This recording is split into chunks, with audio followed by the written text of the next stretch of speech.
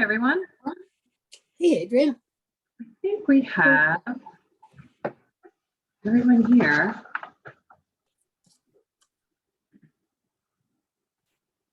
Good evening, Adrian. Good evening, Bill. Good evening, Barry. Good evening, Dave. Good evening, Ann Joe. And we're looking for Mr. Gullo. A lot of faces on tonight. Okay.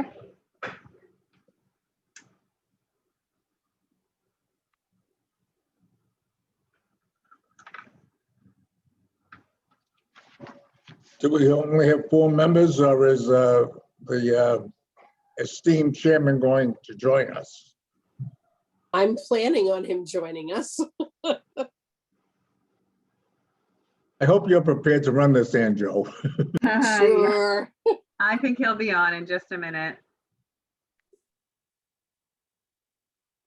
Send out the link just a little bit earlier, would make it easier for some of us.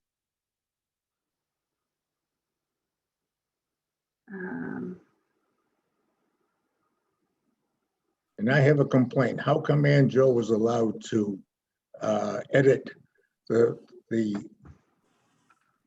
minutes and I'm not allowed to edit the minutes? I agree. Oh, I think you are. I had a hard time too. Really? Yeah. So, Go ahead. oh, there's Mr. Gullo. Hello. I did see that you were requesting access, so I will look again at the access. It may have to do with the fact that they're being copied and sent to me. And I may have to have my clerk check that. I'm not sure if she knows how to check that, who has access, editing access to the documents. But I will have to have her have a look at that. And then if you don't, then you can always submit your edits to her by email. There's so many that have my name misspelled that it would be more of a hassle to do it your way than to do it my way. And the fact that all of the information is kept there, what I'm saying is you have what was there before and what was there afterwards, that I can't pull anything fancy. That's true. I think she has caught your name because that has been corrected. I saw the corrections made by her.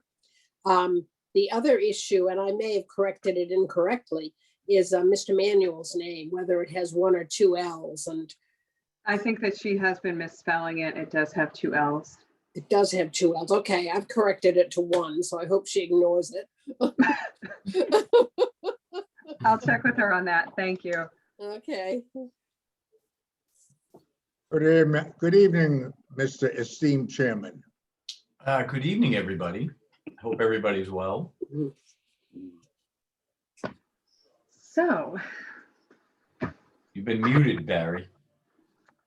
I press the button when I want to speak. Either the last meeting or the meeting before, my wife proceeded to set off the burglar alarm while we were having the meeting. As much, and you can be sure that she'll get 3 or 4 telephone calls, and it's much easier my doing it this way than having to have all this extraneous noise. Adrian, I'm not sure if I ever forwarded you, or I believe Anjo got it too, was a request to join the commission from a, did you get a copy? Oh, I did a while ago. yes, we do actually have someone, I believe, in the pipeline going through city council right now. Oh, excellent.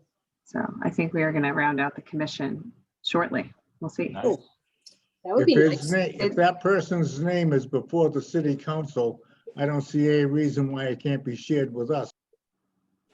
I don't know will- that, I honestly, I don't have the email in front of me. I knew there was someone that sent me an email that I think I forwarded to Adrian, but I can't remember. That's part of the problem of getting older.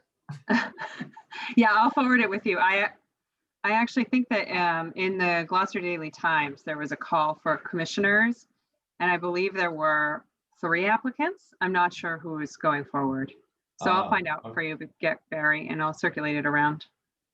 I have her That'd be great. name, if that helps. I can't confirm who it is right Okay. now. All right. I just have the letter of interest, but okay, that may not be the one in front of city council. So I'll let you Right. take care of that. Okay, do we want to begin? Sure. So we can begin, and I'll kick this off here and start just by saying that very early or very late last night, Governor Baker did approve. Let me try to find this here quickly.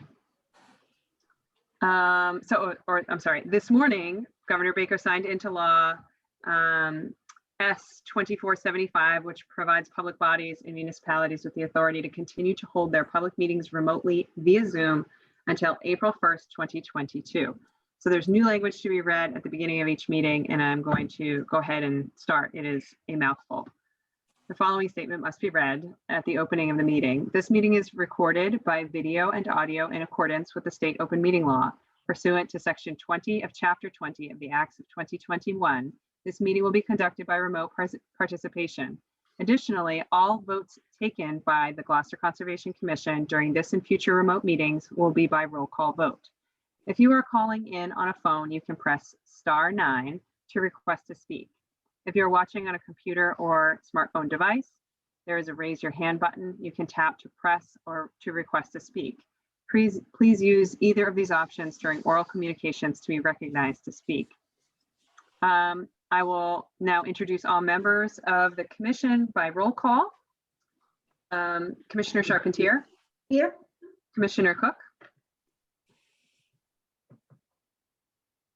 Here. Commissioner Gradwell. Here, Commissioner Sargent. Here, Co-Chairwoman Jackson Here. and Co-Chairman Gullah. Here. Any and all commission members should turn on their video if possible when voting so that your faces can be seen. And any and all votes taken during the meeting, including the adjournment, must be by roll call. So with that, Do we have to do that blurb anymore, or? Well, that's sort of the replacement language. Obviously, we are not banning gatherings of more than 25 people, but we do have the authorization to conduct remote meetings. Okay. I will finish it by saying, in the event that a live transmission proves unworkable for any reason, an audio or video recording, transcript, or other comprehensive record of the meeting will be made available on the city's website as soon as possible. Okay. So then with that, we'll move to the administrative briefing portion. I would assume that's mostly covered, if not all covered, with what you just said. Thank you.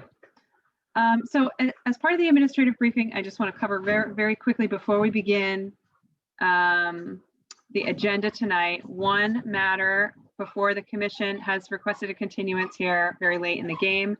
That is notice of intent 028-2776-11 Webster Street. That is the City of Gloucester as the applicant. Richard Kirby, LEC Environmental, is representing. The request is actually for the commission to consider, and we can take this up when we get to the item of continuing business. The request is for the commission to consider holding a special meeting on July 14th. The reason for that is because we are currently in the process of going back and forth through peer review, and we'd like to set aside a special time for the project to be heard, both the peer reviewer and the applicants, to discuss the process that they have been going through over the past 3 weeks or so and bring the commission up to speed in advance of a request to close the hearing, with the expectation that there will be some feedback probably from the public and from the commissioners, and that can be brought forth for the July 21st meeting. So we don't have to answer that now, just something for you to consider looking at the month of July, because we do not have a meeting in the first week of July. Okay. Now, speaking of which, In the administrative briefing, I just want to review quickly with everyone the 2021 meeting schedule and deadlines as approved by the commission. This is where we are. I blocked off all of our previous meetings here. We have been working through the entire season. And the commission does not meet in the first week of the fourth, in the week of the 4th of July, which is the reason why I'm taking my vacation. And the commission does approve a continued business deadline for this particular meeting. The continued business deadline is June 10th for the meeting date of June 16. A permit issue date for any items that are approved tonight will be July 1. In fact, I would really appreciate it if we can try and get that all out by next week. So I will put signature pages in the lobby tomorrow because I'd like to issue those permits before I go on vacation. Otherwise, I'll have to leave them in the hands of my clerk, and I haven't quite brought her up to speed with doing that. What That shouldn't be a time problem. tomorrow? What's that? What time tomorrow? 10? Okay, So in addition to that, the next upcoming meeting, regularly scheduled meeting will be July 21st. The new business deadline for that meeting is the 7th of July. And the continued business deadline for that meeting is the 15th of July. So there is a month between now and the next meeting, essentially. And I just want to make sure everybody's aware of that. Everyone watching is aware of that. It's going to feel like a very long time for this commission, which is typically spinning the wheels pretty fast and every single week. So if you have any questions about that, let me know, but I just wanted to remind everybody and make sure we were all clear. We're clear. So when do you want the signings? They'll be out by 10 a.m. tomorrow? Is that what you're saying? They'll be out by 10 a.m. tomorrow. I will be on vacation beginning on the 25th of June, or I'm sorry, the 28th of June. I would like to issue any permits on the 24th. So that would be a week from tomorrow. Okay. Got it. Okay. All right. Are you good there with the administrative briefing? That is all. That is all I have for tonight. All right, moving you. on. Next up is the public comment period of the meeting. This is the period where the public is welcome to speak towards conservation items that are not, I repeat, not on tonight's agenda. If you want to speak, you may do so by hitting the raise your hand button at the bottom of your screen or pressing *9 on your handheld device or phone. Okay, so we have two hands up. I will start with you, Carl Gardner. I'm going to allow you to talk and ask you to unmute. Go ahead. This is Carl Gardner, 9 Woods Lane, Ipswich. I'm the applicant for 652 Essex Avenue. I know that I'm not on the agenda this evening. At the last meeting, it was announced that the order of conditions would be acted on at this meeting and issued the following day. So I would just like to get a better understanding of how the commission handles that procedure so I can be informed of what's going on. So I thought I'd be on the agenda this evening, and I'm not, and I don't know how you would handle that. Adrian? Yeah, this project was approved at the last meeting. And so there's no further action by the commission. It will be issued tomorrow. So the commission actually took a vote to issue the order of conditions? I thought they just voted to continue the hearing, We did both. not continue the hearing, but to, end the We hearing. closed the hearing and then we approved the project. Okay, I didn't get that in my notes. Sorry about that, but I appreciate the education. Nope, Thank you for your time. should be ready tomorrow. Great. Anybody else? Yes. So Olympia 57 at Comcast.net. I'm going to allow you to talk and ask you to unmute. Go ahead.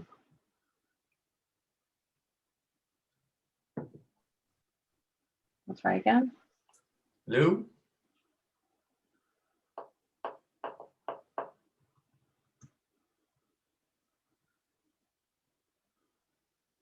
Hello? No, it's not going anywhere.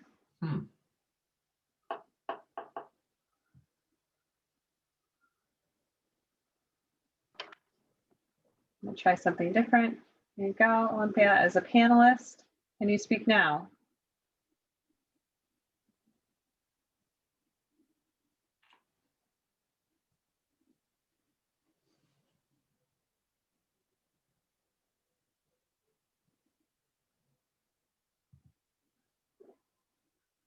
Hello? Okay.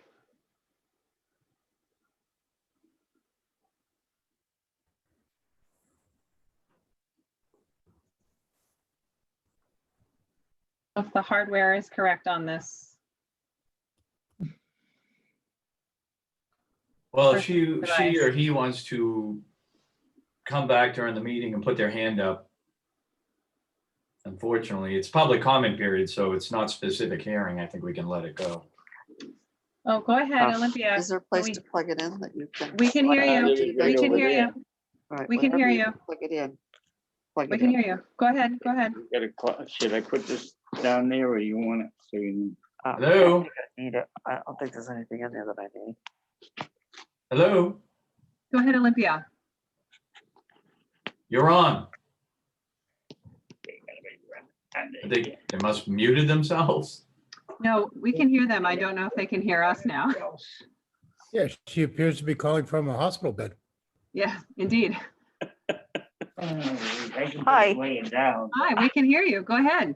Oh, I think my husband hit a button by mistake. I am at the hospital and they just brought me to a room. So I'm sorry about that. I was calling about the school, and I don't think you've brought that up yet, have you? No, it has not come up. Okay, all right. I appreciate that. This was just a mistake that he hit a button. Oh, very good. Okay, thank you. Thank you. Anybody else with their hand up? No, there are no other members of the public to comment at this time. Okay. Seeing none, hearing none, a closed public comment period. Next up would be minutes review and approval. We have a bunch here. Is everybody all set with them, or are some not being voted on, or? I'm going to abstain from the April meetings. Well, let's- Charpentier will also. Yeah, From this which is one, the Bill. April 7th? Both of them, April 7th and April 21st. I wasn't here. I did listen to the tapes, but I'd prefer to abstain if that's possible. There are only 4 members available for both of those, and we have those 4 members here today, so that's all it takes for the quorum. Okay, Yeah, the only problem is on the 21st, there was a question about the spelling or actually what the phrase was on the one for Hesperus Avenue. It was, I believe was supposed to be 100 feet from the coastal bank, but I'm not positive if that was the correct wording. And it said intra-right barrier, so I wasn't sure what it was actually supposed to say. I mean, I read over the whole thing, so I was comfortable with the with the minutes, except for that one part on that one for Hesperus Ave. I wasn't sure what the correct wording was. and that was April 21st? Yes, So maybe we shouldn't vote on that tonight until we get clarity of the verbiage? Does that make sense? that's what I'd like. Okay. So why don't we take it from the top? Of course, Okay, May 19th, 2021. Who can vote on that? we all, We all can. I can, yeah, we all can. I think- think we can approve the May and September minutes as a group. Okay. I believe though, wasn't it the 19th that I was away? I don't think I can vote for September as I wasn't a commissioner. That's, okay, Yeah. we'll take them Yeah. individually. Let's take All them right. one at a time. And you know what? Okay. We will just take them one at a time. I'll Okay. run the roll call, okay? Okay, I move to approve the May 19, 2021 minutes as amended. Charpentier seconds. And roll call, Commissioner Charpentier, Yes. Commissioner Cook, Yes, Commissioner Gradwall, Yes, Commissioner Sargent, Yes. Commissioner, Co-Chairwoman Jackson, Yes. and Co-Chairman Gullo. Abstaining. Okay, I was away. Jackson moves to approve the September 2, 2020 minutes as amended. Charpentier seconds. Tier. Commissioner Charpentier. Charpentier seconds. So to vote, Commissioner Charpentier, Oh, yes. Commissioner Cook, Yes. Commissioner Gradwall, Yes, Commissioner Sargent, Same. Co-Chairwoman Jackson, Yes. and Co-Chairman Gullo. Yes. Thank you. Jackson moves to approve the September 16, 2020 minutes as amended. Charpentier seconds. And a roll call, Commissioner Charpentier, Yes. Commissioner Cook, Yes. Commissioner Gradwall, yes, Commissioner Sargent, Same. Co-Chairwoman Jackson, Yes. and Co-Chairman Gullo. Yes. Thank you. Commissioner Jackson moves to approve the April 7, 2021 minutes as amended. Charpentier seconds. And a roll call, Commissioner Charpentier, Abstain. Commissioner Cook, Yes. Commissioner Gradwall, yes, Commissioner Sargent, Yes. Co-Chairwoman Jackson, Abstain. and Co-Chairman Gullo. Yes. Thank you. And we're going to table the 21st until that verbiage that Mr. Cook brought up is rectified. Okay. All right, we all good? Yeah, can you move to continue it, please? Commissioner Jackson moves to continue consideration of the April 21, 2021 minutes to the meeting of July 21. July 21. Charpentier seconds. And a roll call, Commissioner Charpentier, Yes. Commissioner Cook, Yes. Commissioner Gradwall, yes, Commissioner Sargent, Yes. Co-Chairwoman Jackson, Yes. and Co-Chairman Gullo. Yes. Thank you. Okay, next up is continued business. We have an ANRAD 0282765, 171 to 281R Magnolia Avenue, How Mag LLC, Mike DeRosa of DeRosa Environmental Consulting representing, has been previously continued to July 21st. Next up is notice of intent 28-2774, 8 Island Rock Road, Brackpool, Bill Manuel at Wetlands and Land Management representing. Good evening, commission members. We had our last meeting on June 2nd. The project involves construction of an accessory building on the property. This was outside of the scope. Recall the commission issued an order of conditions for an extensive renovation of the house. That work has been winding down. We have an accessory building included in this proposal. And there was also a proposal for an 18-foot aluminum pier with a 50-foot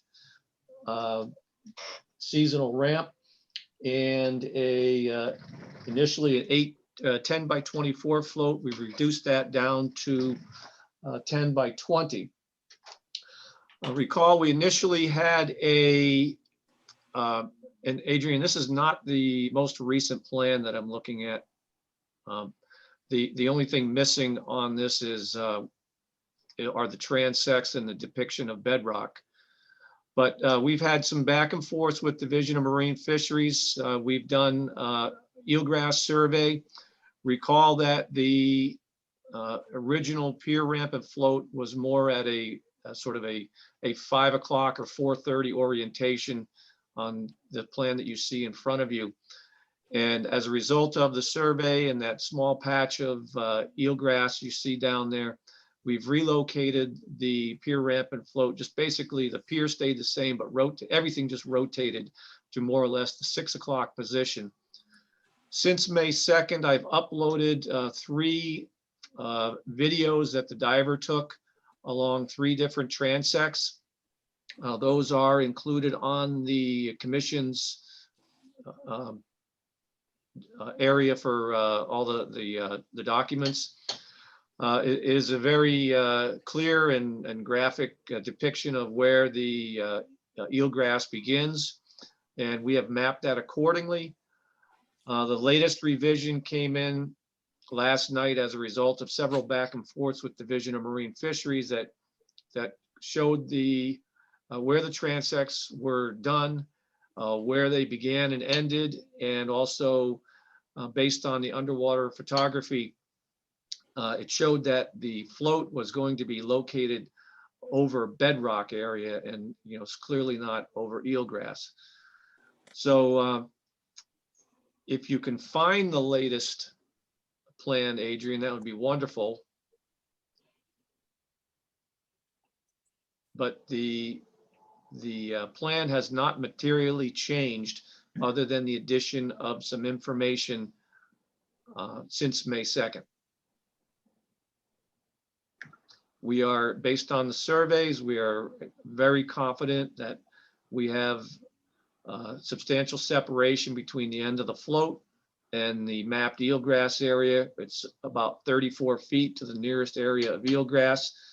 DMF standards that they have included in their correspondence ask for 25 feet. So we exceed that standard. Early on, Commissioner Sargent requested how much water depth was there.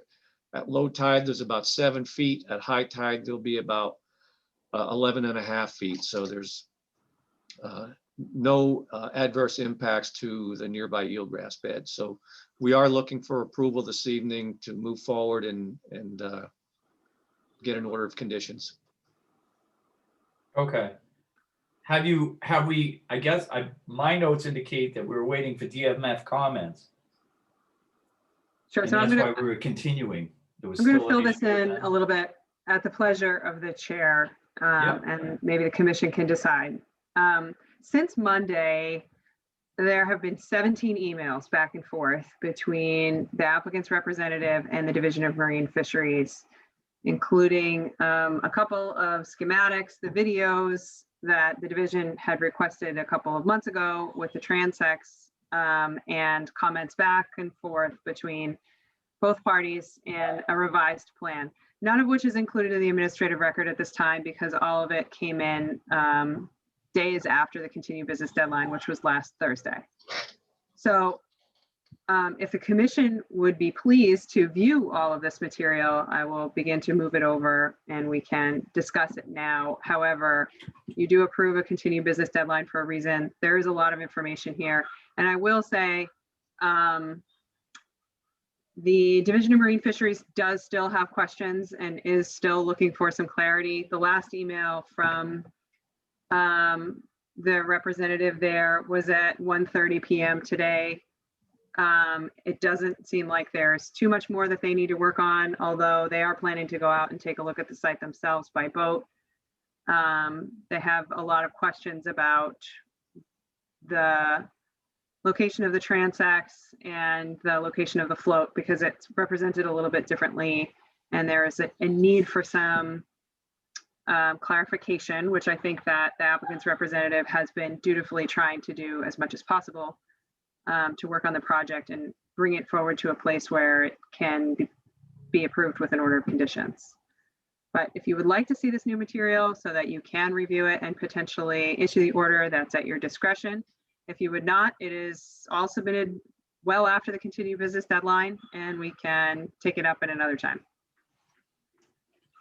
Well, nobody, I like to keep things moving, but when DMF seems to want to do more, has more questions, and some of the information didn't make the deadline, I don't think we have a choice but to continue. I'd like to move things off my agenda when I can, but not incomplete information. So I would think it wise to bump this to the next meeting, but I'm open to listening to other commissioners. Gladwell agrees with you. Charpentier agrees. Jackson agrees. Okay. So you're welcome to try and persuade us, Mr. Manuel, but I think we got to move this. I know it's a long duration between next meeting, but I think we have to continue it until we get some final, one, review the information that obviously came in recently, and two, maybe some final positive information or final approval through DMF. Obviously, you're not going to move forward without something positive from DMF. I was disappointed with the response, the latest response that I received today. I did not receive the 1:30 communication, but I don't see where I have any choice but to continue to your next meeting, which, what was your meeting, July 7th? 21st. 21. July 21. It's, Okay. And Joe, Did you open it up for public comment? good question. I don't think so. If anybody wishes to speak for or against the project at 8 Island Rock Road, you may do so now by hitting your raise your hand button at the bottom of your screen, or hitting *9 on your phone or handheld device.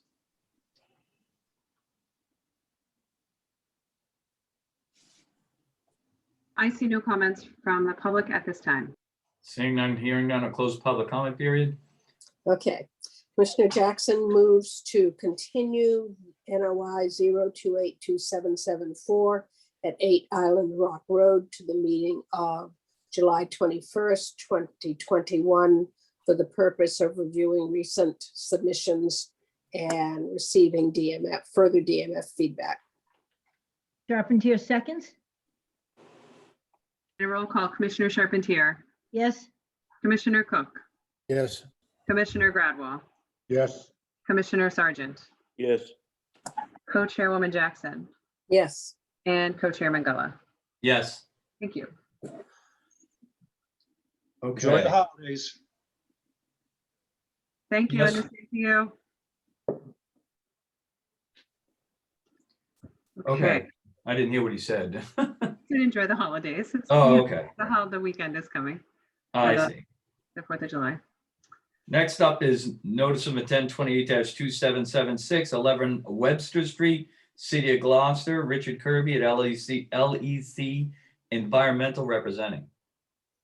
Yeah, and as I mentioned earlier, I've been working with the applicant's representative and the peer review contract back and forth. They are currently planning to schedule a site visit coming up, and they will be submitting comments. I'm sure that the applicant's representative will have responses to the comments of the peer review. And what they like to do is be able to bring that forward to the commission, ideally on July 14th, so that everybody has an opportunity to give this project its needed time and consideration, maybe separately from a regular Conservation Commission meeting at a time when we're all pretty fresh, and hopefully collect some feedback and be prepared to come back on July 21st with any final revisions or needed completions so that we can close the hearing.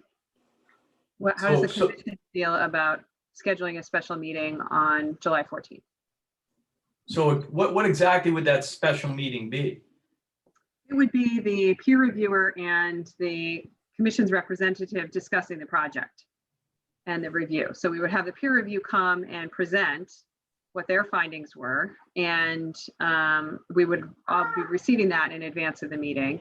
And then we would have the applicant's representative also responding, and the commission would have the opportunity to hear both, give their feedback. The public will have the opportunity to comment and give their feedback, and we'll have a more collected and robust review of the project for discussion for the 21st. Okay,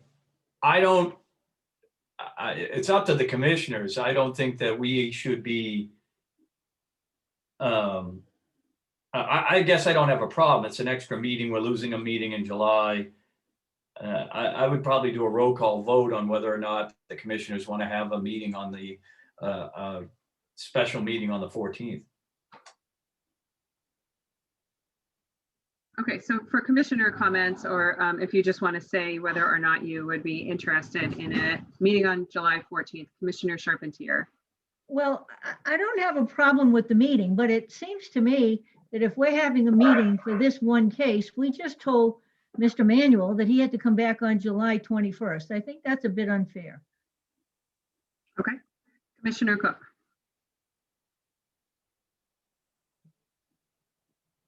Yeah. I think with the peer review, it's kind of, I'm kind of concerned. I mean, if we're going to have the peer review and we're opening it up to the public at the same time, we could just do that on the 21st. That's my opinion. I mean, if it was just going to be a closed door meeting to work between the groups, that would be one thing. But if we're going to open it up as a general meeting to the public and allow public comment, then I think just push it out to the 21st. Okay. Commissioner Gradwell. I believe that the meeting will be exceedingly long to plug into a normal meeting. And having a special meeting might be sensible, but I also understand what Commissioner Charpentier said about Bill. Maybe at the same time, we could take a look at his. I don't know how to solve that part of the problem, but it's going to be a major, you're gonna have a lot of people who are gonna comment on this. A lot of civilians. Okay, Commissioner Sargent. I agree with all that my previous commissioners have said. It would be unfair, I think, to give preferential treatment, to this one project. But yet I understand that it's a lengthy and very complicated project at the same time. It's sort of a Solomon type of situation. Who's going to split the baby? Right. So I'm not quite sure how to deal with this. Okay, Co-Chairwoman Jackson. Having the public participate in the July 14th meeting is not going to save us any time on the July 21st meeting, because they're going to come in and say it all over again. I don't mind personally a special meeting and having it just because of the scope of this project. That's the week my daughter is here from Arizona, and I don't even know whether I'm going to be in Massachusetts or in Maine yet. And I don't think the Maine internet will support Zoom. It's a Sorry. great state, though. It's a great It's a place. beautiful Come state. on. I think they can handle it. Okay, Co-Chairman Gullo. So I'm the one who kind of started this. I'm going to end it with, I don't think a meeting should happen for all the reasons mentioned, a special meeting. I think what needs to happen is if as much data as possible can go into Google Drive, and then the commissioners, we do our due diligence anyways, but in this particular case, we're probably going to have to dig in a little deeper. And more importantly, it may have to, and I don't know where the city is with this, but it'll probably be continued on the 21st, because there's going to be a lot of discussion, a lot of public input.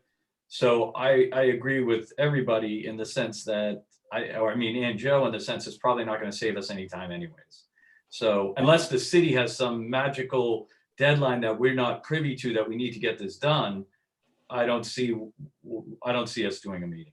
Is there a reason and why, if we had a third party review, is there a reason that the third party review and the city can't get together to discuss it without coming before us? Oh, that's all ongoing. I mean, that will be a presentation to you. Right. No, but That's I what they're mean, going to submit, they're their going to, discussions. they're going to submit their discussions to us, but are they allowed to have discussions with the city prior to coming with us? With the applicant's representative, yes. So my suggestion would be for them to, have a discussion between the city and our third party, have them, because if there are major issues, let them try to resolve them before we throw it out in front of the public and us. And then, see if they can work out those issues ahead of time. Yeah, I mean, that is the scope of the peer review. Yeah, I exactly. would feel better if there was some way for us to listen to the presentation without necessarily discussing it yet, or opening it up to the public. I don't know if he could even record it and we could all access it at our convenience, something like that. That would save time at the July 21st meeting. It could be made part of the recorded meetings. I mean, you're going to receive the peer review materials well in advance of the hearing. Yeah. You're not helping me, Annika, please. We're fine. I think we just need to move it all to the 21st. I mean, it's the only fair way. Never mind Mr. Manuel, but for the commission of ourselves, we give a lot to this board. I think we just move it to it goes to the July 21st meeting. We do our due diligence and take in the material like we normally do, and we have the meeting. It's going to be a long meeting. And if we have to continue it again, we'll continue it again. That's why I'm asking, or I don't even need to know the answer, because I'm going to say that we're not doing a 14th meeting based on all the comments from my fellow commissioners.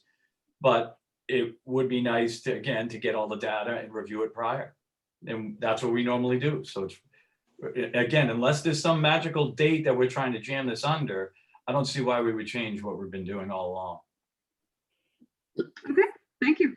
Thank It you. was worth an ask. That was the request of the applicant's representative to just say, please ask, and see if we can dedicate time specifically to this. And clearly the answer is no. So let's move it on to the 21st. Thank you. Okay, Should we continue? Yeah.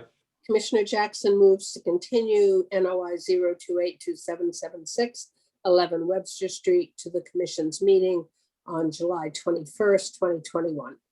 Charpentier seconds. And a roll call, Commissioner Charpentier, Yes. Commissioner Cook, Yes. Commissioner Gradwall, Yes, Commissioner Sargent, Yes, Co-Chairwoman Jackson, Yes. and Co-Chairman Bella. Yes.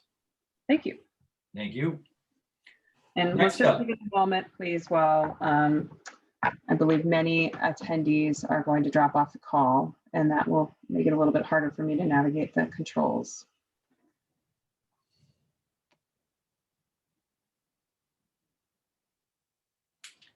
Why people don't like to watch riveting conservation issues? Come You would on. think, you would think. Okay, go ahead. Okay, next up would be notice of intent. No DEP number, 24 Fernwood Lake Ave, Lee, Mingzhu Yang applicant. And I did speak with Lee today, and they did request to continue to July 21. Okay. Let's move that. Commissioner Jackson moves to continue NOI 028 unassigned DEP number at 24 Fernwood Lake Avenue to the commission's meeting of July 21st, 2021. Charpentier seconds. And roll call, Commissioner Charpentier, Yes. Commissioner Cook, Yes. Commissioner Gradwall, yes, Commissioner Sargent, yes, Co-Chairwoman Jackson, Yes. and Co-Chairman Gullah. Yes, Thank you. thank you. Do they know what they have to do now? Well, I know there was a language barrier for a while. They do. I explained to them that they needed to send their plans to the DEP for review, and hopefully we'll be moving forward. Okay, good. Next up, notice of intent 28-2785, 167 Atlantic Street, Lot 1. Jerema Thor Akerly at Williams and Sparagus representing. So I do not see Thor or anyone else on the call.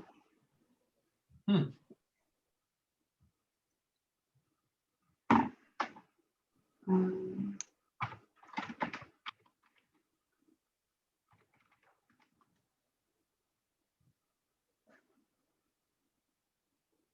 Nope, nothing. Okay. Shall we table them and move on? Yep, we can table them till later and see if somebody jumps on. I will Okay, try to send Thor an email. okay. All three. Okay, so that we're gonna jump down then to notice of intent 28-2787, 966 R Washington Street, O'Grady, John Jett of Gateway Consultants representing. Thank you, Mr. Chairman, members of the commission. For the record, John Judd, engineer with Gateway Consultants.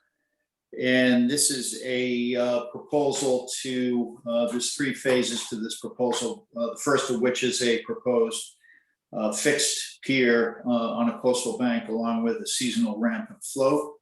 Also to re-permit a pool that was previously permitted for on this property with the notice of intent for the reconstruction of the building and the garage that you see on the plan.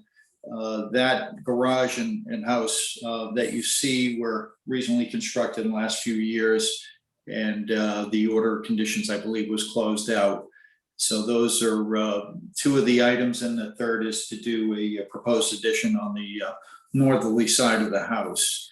We will be looking for a continuance tonight for the reason of the comments from DMF, the Division of Marine Fisheries, asked that we do an eelgrass survey, which we have a diver scheduled to go in the water at 8 o'clock on Friday morning. And he's going to do some film, and we're going to be locating those eelgrass locations, which we believe are to the south of the property in front of Mr. Arnold's property. So that is a brief description. We do have letters from the harbor master and as well as Peter Seminara, both very favorable toward this application. This float would not inhibit any navigation according to the harbor master. And as far as the float, it does not ground out on any shellfish areas. So he has no concerns based on his letter. So I can answer any questions at this time, or we can continue it till we get that report back and maybe some comments from DMF. I'm here to answer any questions on this. Well, first up, we'll go through the public comment process. So if anybody in the public wishes to speak for or against the project at 966 R Washington Street, you may do so by pressing the raise your hand button at the bottom of your screen or hitting *9 on your phone or handheld device.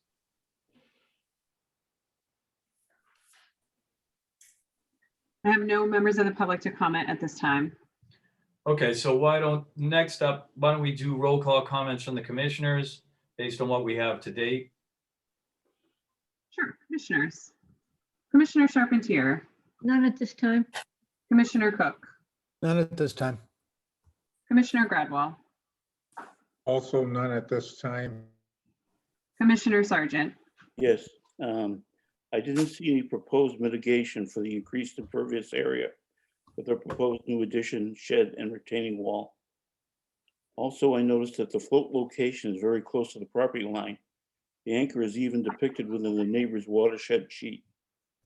The Army Corps of Engineers recommends that docks not be located any closer than 25 feet of an abutting property line. This prevents interference with the neighbor's riparian and navigational rights, should they or a future property owner also wish to have a floating dock. It would be problematic for the commission to approve a project that interferes with an abutter's rights without a legal mechanism that provides for such an exception. There would need to be a condition that such a legal mechanism exists. I noticed that DMF has requested an eelgrass survey. My recollection is that the eelgrass bed is a bit further south. But in as much as the eelgrass beds can and do expand, I believe that a survey is prudent. And finally, all material for the floating dock must be non-toxic to the marine environment. That's it. thank you. Co-Chairwoman Jackson, Yes, I have comments. Despite the fact that it will not bottom out, the shellfish constable did request the 18-inch standoffs, and both DMF and the shellfish constable requested the use of helical style anchors. That's all. You're muted, Adrian. sorry about that. Co-Chair Mangala, With whatever my fellow commissioners, Mr. Sargent said is dead on, and Joe Jackson as well. So I don't know if you want to comment now on those issues or just table them till next meeting. Well, yeah, if I could, Mr. Chair, so I did write down Mr. Sargent's comments as well as Joe's, and we will substitute that concrete for the helical, and we will add the standoffs. We are, and we have been in touch with Mr. Arnold for the location, Mr. Arnold being the neighbor to the south, and he's in full support of the location. And the reason for this location is for accessibility.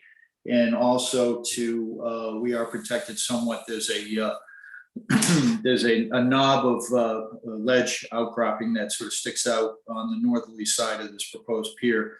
And it's sort of shown on our site plan, but I can, yeah, you can, we can go, yeah, there it is, just a little bit further north. So it sort of sticks out right there. You can see that exactly. And that's why the homeowner, as well as Mr. Arnold, has no problem with that. We will get something to the commission in writing with his support of that. And we are, obviously, we show that 25-foot setback for the Chapter 91. We do show that on the plan. So he is in support, and the homeowner is fully aware of that location. And we will have something in writing from Mr. Arnold for the next hearing. So I believe those were the comments, and we will have those addressed at the next hearing. Excellent, thank you. With that, then we'll move to continue. Commissioner Jackson moves to continue NOI. Oh, wait, did I open up the public? No, I don't think so. I thought I did at the very beginning. You I did. did. You did, okay. Yep, go Then ahead, sorry. I'll go back to what I was doing. Commissioner Jackson moves to continue NOI 0282787 at 966R Washington Street to the meeting of 7/21/21. Charpentier seconds. And roll call, Commissioner Charpentier, Yes. Commissioner Cook, Yes.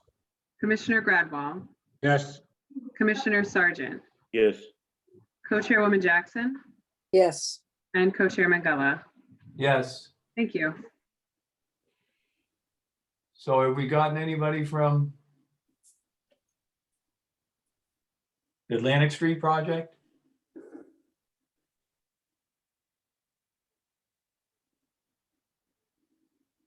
there was also nothing new submitted from them.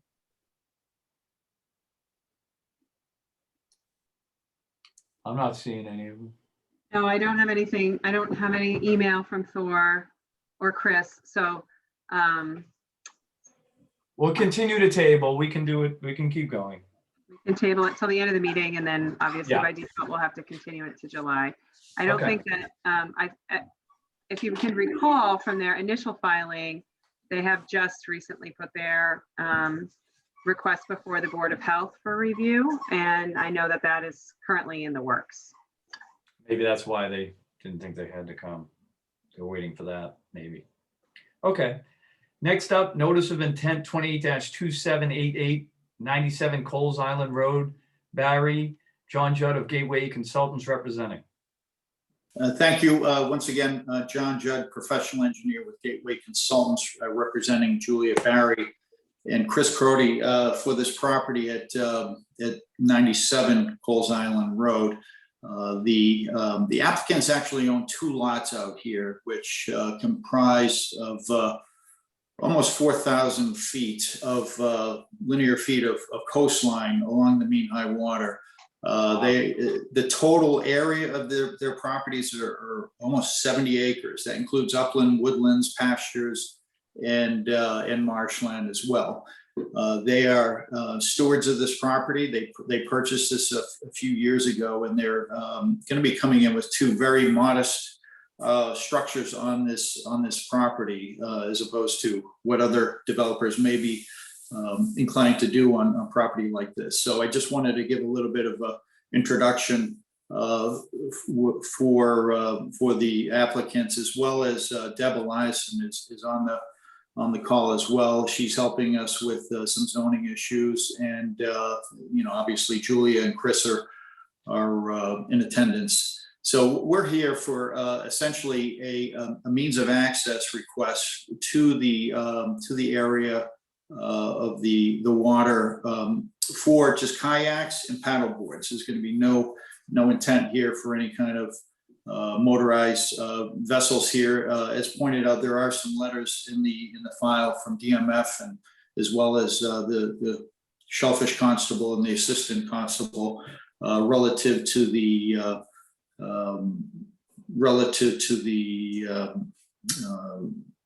shellfish and other activities that are commonly practiced on the salt marsh within Farm Creek. So we have the proposal for a seasonal float, which doesn't exceed the requirements typically enforced by the commission, as well as a seasonal ramp and a pier that would be fastened to the ledge that is shown on the plan. So we're going to have a proposed pier which meets the standards of DMF requirements, as well as a float and seasonal ramp that would have standoffs, and that would be removed. And again, this is for access to the wetland area, to the creek for swimming, kayaking, and passive use with paddle boards to get out and enjoy the marsh and the substantial frontage that they have on this property. I do know that there's letters, as I pointed out, from the Shellfish and the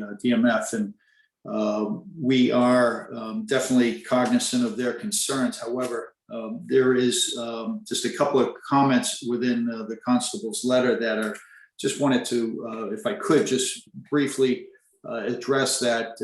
Coles Island, and many of the members are aware of it. I certainly, Mr. Sargent's aware of it.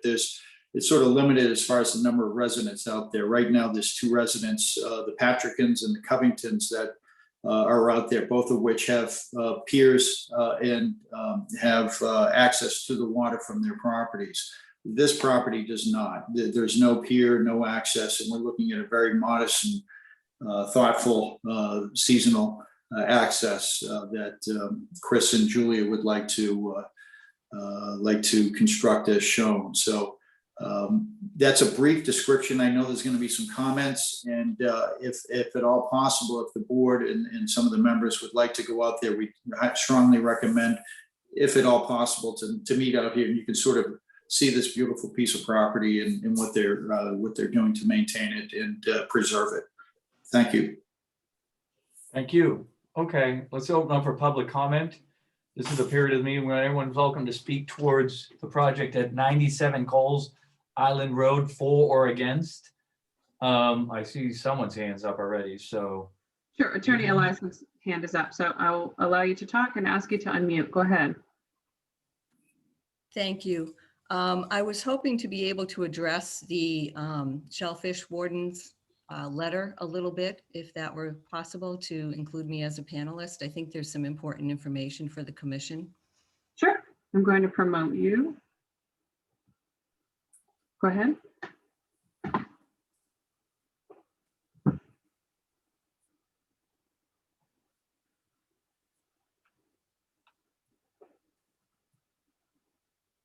Thank you. If I could share my screen. That I will gladly share the comments from the Shellfish, but I typically don't hand over the screen. Okay, I have a couple maps that I think would be helpful for the commission to see with regard to the property owners in the area. Okay, well then you can actually submit that as continued business matters to the administrative record, but we don't present material that we've received Okay. before thank the you. Thursday before the hearing. So why don't I just briefly describe then? The Shellfish Warden seems to be mostly concerned with the precedent setting here. And in his letter, he states, permitting one float, while it may not pose an immediate threat to the shell fishery in the Farm Creek, it has the potential to pave the way for multiple docks, piers, and floats, increasing the risk of the above listed concerns. It appears that his main reason, as I said, is precedent. And with the plans and maps that I will submit, it will be very clear that the majority of the owners in this area are the Barry Crotty family, as well as Greenbelt, Essex County Greenbelt. And then as John Judd stated, there are two other families that own land, the Patrickins and Covingtons, and they both already have docks and systems in this area. So I would suggest to you that there really isn't a concern or justified concern about the precedent that this would be setting. Also like to point out that this area is an area that no one else from the public is prohibited from using. And in fact, the letter states that it is accessed by motorboat for recreational commercial shell fishermen, and it's also used by hunters. So if the Barry Crotties are not allowed to have a float, then they will be the only people who are not able to access the creek from their own property. As John Judd stated, the dock system is designed to minimize its impact on the area. It's consistent with systems that you approved before. And the property is a very beautiful combination of properties. There are 4 lots that they own. On those 4 lots, they will be developing 4 very modest buildings and 1 dock system. So we would ask, happy to answer any questions, and would ask that the commission approve this and perhaps take a site visit if that's your preference. Thank you. Thank you. Is there anyone else with their hand raised, or anyone who wishes to speak may do so by hitting the raise your hand button, or using the *9 on your phone or handheld device? There are no other comments at this time. Okay. So I believe we should go to roll call comments from commissioners. Sure. Commissioner comments. Commissioner Charpentier, Not at this time. Commissioner Cook, No, I think it's a good design. Commissioner Gradwell, No comments. Commissioner Sargent. Yes, I didn't see any alternative analysis for riverfront. And I noticed that the plan showed an approximate high tide line and not an actual high tide line. And I need confirmation that no permanent structure is within the intertidal zone. It's noted that new Chapter 91 permits are not allowed in ACEC unless there's an ACEC management plan. And this ACEC doesn't have a management plan. I need confirmation from the harbor master that the floating dock will not obstruct the public's right of navigation within Farm Creek. And I also need confirmation that the proposed location is the one shown in the photo and not the location point on the map. It is a unique spot in Farm Creek where the ledge comes right down to the water. It's the only spot in Farm Creek where that happens. The photo is an area further upstream for where site is placed on the map. And I also need confirmation that all work will be done from shore and not by barge. And all material must be non-toxic to the marine environment, and the floating dock may not be stored on the marsh. And that's it. Okay, thank you. And Co-Chairwoman Jackson? Yes, I also read the both of the shellfish letters from the deputy shellfish constable as well as from the constable. And I must agree with Ms. Lyson. He certainly did mention precedent, but that was one of many, many, many concerns, which I also share. And I have a great deal of problem finding support for this project. Okay. Co-Chair Mandela? I would concur with everything Mr. Sargent said, and I also echo Joe's concerns. Okay. Commissioners, would you consider a site visit? Probably wouldn't be a bad idea. Mr. Judd, we would be looking out to the week of July 12th. We'll make it happen. I think it's important to see it. And I'd be happy to address some of the comments if I could, but that is fine. Okay. All right, so we'll try to schedule that before I am out of the office. That'd be great. Thank you. And if you have Move to other, continue to July 21st, is that what we're looking at? Okay. Is that when you would like to continue to, Mr. Judd? Yes, please, the 21st. Okay. Commissioner Jackson moves to continue NOI 0282788 at 97 Coles Island Road to the commission meeting of July 21st, 2021. Charpentier seconds? and roll call, Commissioner Charpentier, Yes. Commissioner Cook, Yes. Commissioner Gradwell, Yes, Commissioner Sargent, Yes, Co-Chairwoman Jackson, Yes. and Co-Chairman Gullo. Yes, Thank you. thank you. Thank you all very much. Thanks. Have a good night. Next up, notice of intent 28-2786, 65 to 73 Essex Avenue, Essex, 65 to 73 Essex Avenue LLC, Megan Kearns at Epsilon Associates representing. Hi, good evening, commission members. My name is Megan Kearns. I'm a project scientist at Epsilon Associates based in Maynard, Massachusetts. With me here tonight is Chris Tamula, who is our project engineer, Jim Paterno from AJ & Sons, who's contractor, and I believe Matt is on as well, Matt Lalone, the applicant, in case you have any questions. So we had presented the project in front of you at the last public meeting, and you had a few comments regarding the planting plan. You want to see some more plants on that. So we've updated that and submitted it. And you also wanted additional fencing around the area. There was a concern for trash in the area and getting into the Annisquam River. So I believe we've added some fencing to the plans as well. I believe Chris Tamula is on, and he might be listed under my name as well. And he can speak to those updates. Chris, are you on? I am. Okay, great. Good evening, Mr. Chairman, members of the commission. For the record, Chris Tamula, I'm a project manager at Greenman & Peterson. Adriana, can you share the landscaping plan by any chance? It should be sheet sheet A8 or A11? Yeah, sheet 8 of 11. This is the new plan set? That Yes. is correct. Okay. I have it on my screen if you'd like me to share that, if that's easier. Yeah, I'll pull it up from over here. Actually.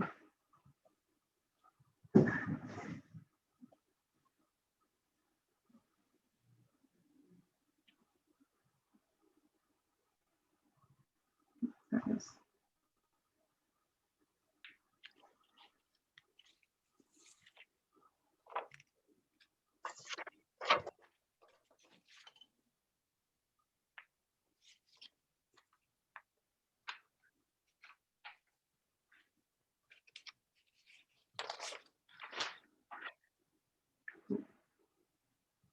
It opened over here.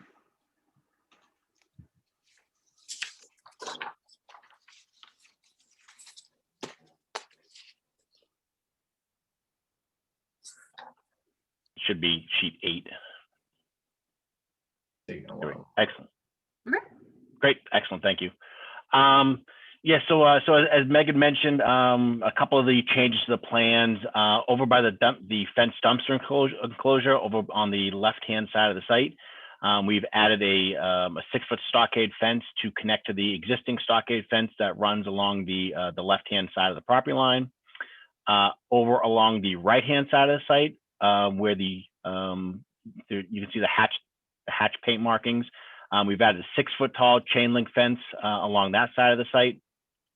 Those were both added to mitigate the concern with trash leaving the site. Additionally, we've added approximately 50 shrubs and perennials throughout the entire site.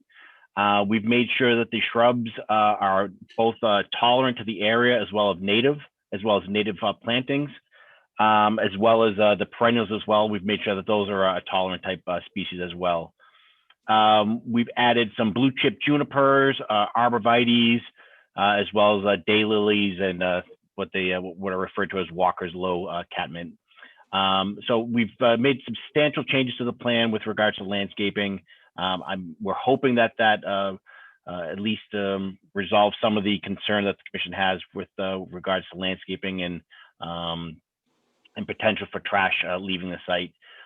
It should also be noted that directly behind the site, there is a large structures. There are existing fencing along there as well. Again, that would prevent any trash from leaving the site. Those are really the only two changes that we've made to the plans. I'd be happy to answer any questions the commission may have. Okay, so I was the one that had concerns about trash leaving the site, and I do applaud you for all you did. I appreciate the effort there. It was a little hard to read. Color coordinating may have been a great thing here, but it took me a while to figure out what was what, but it was substantial, and I appreciate that. Sure. That being said, I also I wanted to make sure that we had at least, I don't know, Adrian, if you want to chime in, what, 2 years our more typical mortality rate on all the plantings, or should we go more because of the sensitive site of the marsh? I don't know. Well, typically it is 2 years, and the reason for that is because the order of conditions is generally good for 3. So the idea is that you would be under construction for a year, and then you would have 2 years, another year or growing season to install your landscaping and monitor it, and then an additional growing season to monitor and replace as needed. If it pleases the commission to try to look for an extended period of time for survivorship of the plantings, we can certainly do that. We'll have to expect that order of conditions will need an extension. Okay. All right, I'm fine. You might as well go through. Well, I'll open up for public comment first. Does anybody in the public wish to speak for or against the project at 65 to 73 Essex Avenue? If you do, you may do so by hitting the raise your hand button at the bottom of your screen or hitting *9 on your phone or a handheld device.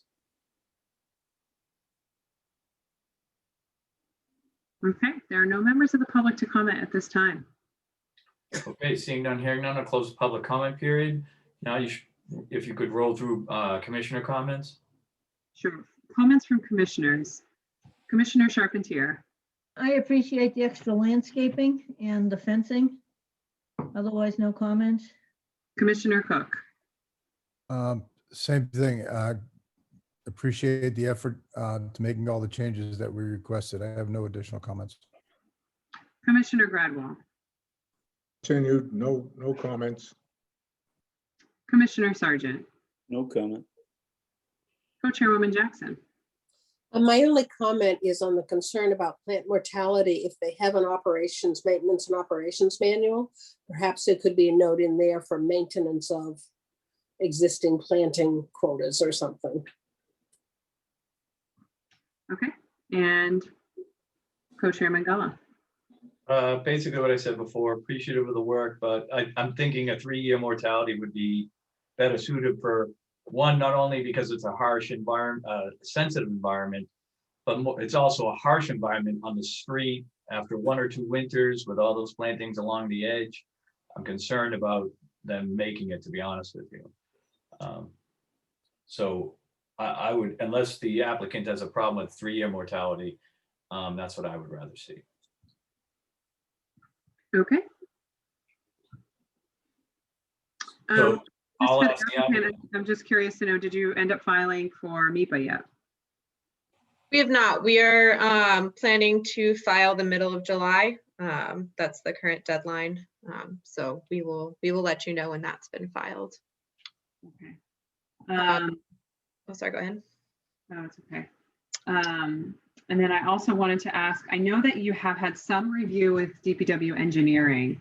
Did you complete your review with them already, or is there a new submission going to them?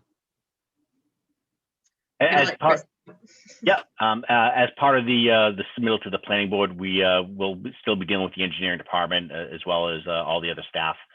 So we're still in the process of dealing with that.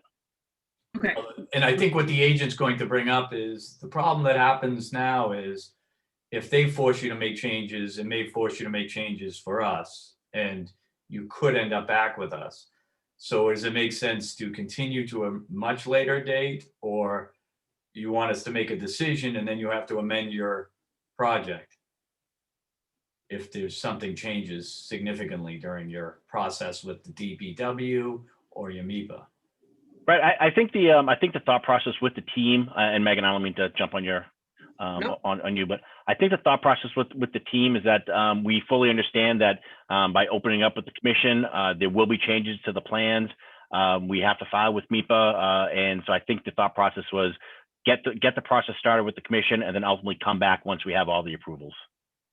So you're not looking for a Ultimately decision tonight? keep it open, correct? Keep it open. Okay. Yes. So how far out would you like to get us to continue to? I think let me we- give you some upcoming meeting dates, okay? July 21, August 4, August 18, September 1.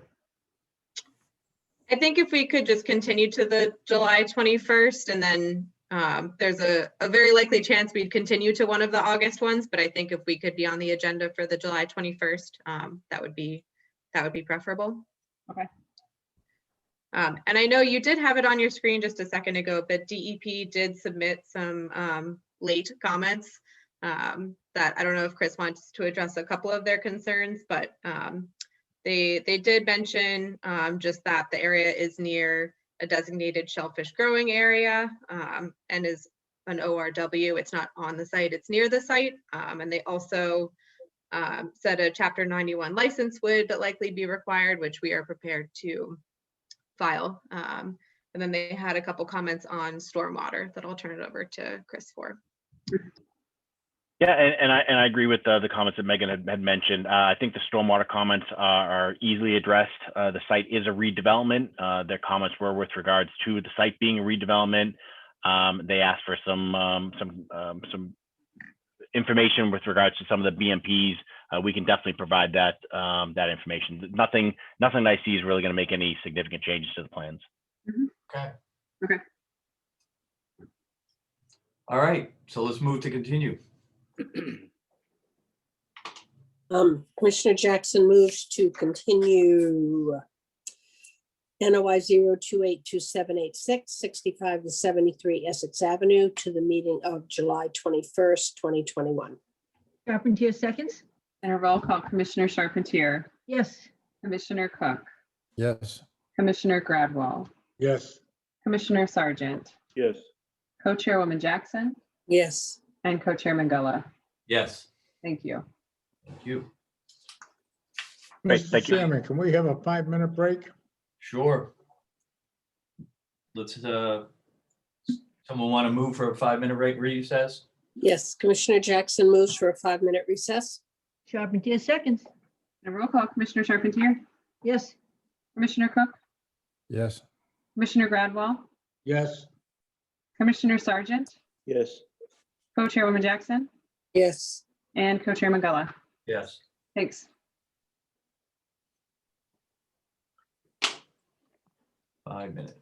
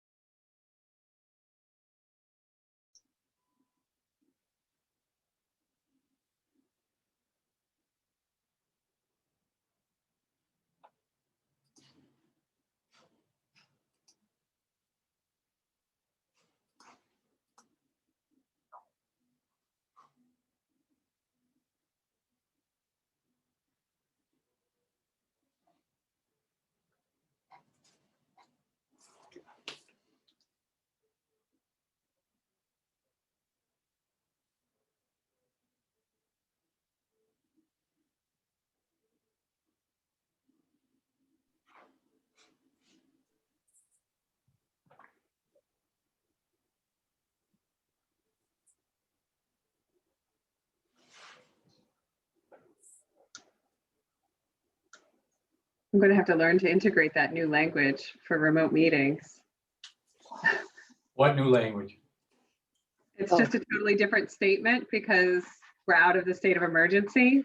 Oh, And it's not related to a restriction on individuals meeting in the same place. It's just based on the act. So it was just sent to me this afternoon and I was like, oh, okay. So does this prevent us from meeting in person or just say we can continue to meet remotely?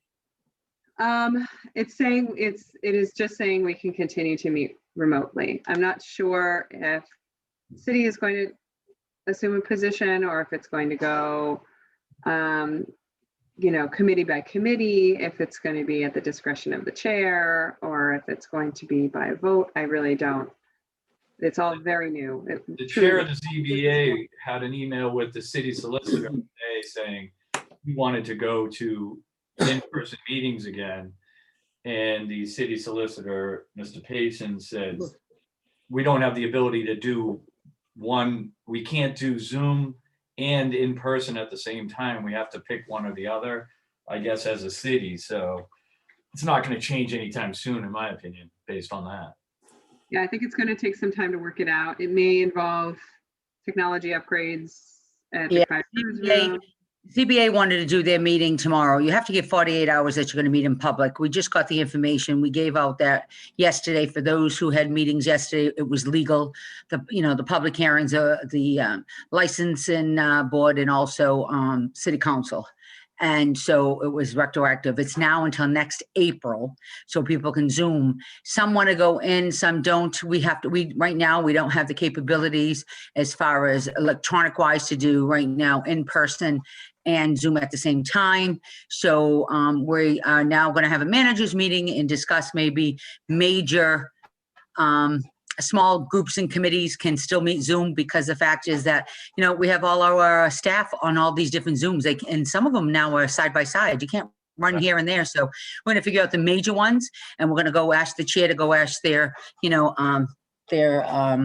committee members if that's how they want to do it or not. So right now we are on standby like everyone else until we can figure out, and we're going to talk to IT what we can and cannot do, but we're gonna have, when we have our managers meeting next Tuesday, we'll bring it out to the managers and see, how they like to do it. If they, they want to go public, if they think that it's best that they stay there. What, because some of them want to do both. Some people in the community, like city councilors, got all requests that they'd like to continue Zooming, but yet do in person. So, I mean, granted, we're going to be 150 years old, City Hall itself, never mind 400 for the city outside, but the City Hall, and we just don't have the technology in the setup. Well, we'll get there. We'll get there. We're moving in the right direction. So as of right now, for your July 23rd, I don't think you're going anywhere except Zoom. Correct. Well, I appreciate the pop in, Madam Mayor. Okay, we up? Who's back? Linda. I had shut everybody's videos off, so I'm gonna Okay, I'm here. ask everybody to turn them Mary's here. on. Bill, Did we get anybody from the Atlantic project? I have no one for Atlantic Ave or Atlantic Street. Well, at this point, then we should probably just continue them to the July 21st meeting. Yeah. Okay. Commissioner Jackson, I can do these all as a group, right? Yeah. Well, you don't have a DEP file number for one of them, but yes, sure. Yeah. Commissioner Jackson moves to continue the hearings for NOI 0282785, 167 Atlantic Street, Lot 1, for NOI 028 unassigned DEP number 167 Atlantic Street, Lot 2, and NOI 0282784, 167 Atlantic Street, Lot 3, to the commission's meeting on July 21st, 2021. Carpentier seconds. A roll call, Commissioner Charpentier, Yes. Commissioner Cook, Yes. Commissioner Gradwell, Yes, Commissioner Sargent, Yes, Co-Chairwoman Jackson, Yes. and Co-Chairman Gullah. Yes, Thank you. thank you. All right, so we were left off at, I guess, new business. RDA 1702. I have to recuse myself for this one, if you don't mind Okay. taking it over, Anjo. Nope, not at all. Okay, we'll open the hearing for RDA 1702, 40 Thurston Point Road. And do we have a representative? Good evening, Madam Chair. Liam O'Connell. I represent the Himians, the applicants. Okay, would you care to give us a brief summary of the project? Yes, thank you. So essentially what the Himians are trying to do is they have a Chapter 91 license for it's right there on the existing conditions plan, that pier and float is licensed under Chapter 91. And what they are looking to do in order to better occupy Mr. Himian's commercial fishing vessel is to make the float larger. So they want to expand their float with a 10A float, a seasonal temporary float. So that's what this is. It's a 10A float application, looking for a 10A float permit from the Harbor Master's office. And it's now before you all on an RDA. And the reasons why I think the Wetlands Protection Act do not apply are fairly simple. The float is not a structure. It's a temporary float which can only stay in the water seasonally. So by definition, under Chapter 91 and 310 CMR 9, it is not a structure. So it does not require any Chapter 91 licensing. It also is not a float that rests on the flats at low tide. At low tide, there is still 11 feet of water beneath the float. So it's a float, temporary seasonal float that is attached to a Chapter 91 license float, which is permissible. I know there's been some question about that. I've dealt with this matter with DEP several times in this municipality and others.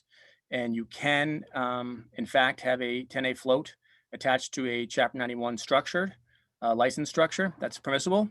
Many marinas have that, and many residences have that. So the deciding factor is whether or not it's a structure. And because it's temporary and seasonal, it's not a structure by Chapter 91's definition. And because it does not rest on the flats at low tide, like a mud mooring float would or a mud float, the impact on any of the resource area is de minimis. Essentially, the impact on that resource area, the land beneath the ocean, would be akin to a vessel mooring, a vessel that's moored, or a houseboat that's moored. It's akin to that. It stays afloat at all times. It never bottoms out. So we are seeking your determination that the WPA does not apply. Understood. How does this differ from the project which was presented fairly recently and then withdrawn? Right. So the project that was withdrawn included modifications to their Chapter 91 structure. One being the pier that goes out towards the float. That initially their initial proposal, which they withdrew, was to enlarge that by width and by elevation. And the second area that they were proposing at that time was to include a deck area on the upland portion of the land, which would have attached to the pier. So it would have been a modification to their licensed structure, so they've withdrawn that proposal. One of the reasons is the pier itself, it has some issues. It needs to be maintained, needs to be rebuilt. Essentially, it's been there for a while. We've spoken to DEP about that, and they're not planning on doing that anytime soon, but they can, obviously maintain a Chapter 91 structure without pulling another license. They have to obviously come before you guys for that, for order of conditions. But, and there's also the ability for landowners, at least in DEP's perspective, to increase the elevation of certain structures due to the water elevations rising, but that's something that they're not dealing with right now. So they've withdrawn those two parts of their initial proposal, the rebuilding and expansion of the pier and the addition of the deck, which both would have been structures that required Chapter 91 licenses. Okay, you're adding a massive amount or a huge amount of mass and weight. Can the current pier support that? The pier doesn't support the float at all. Just to hold on to it.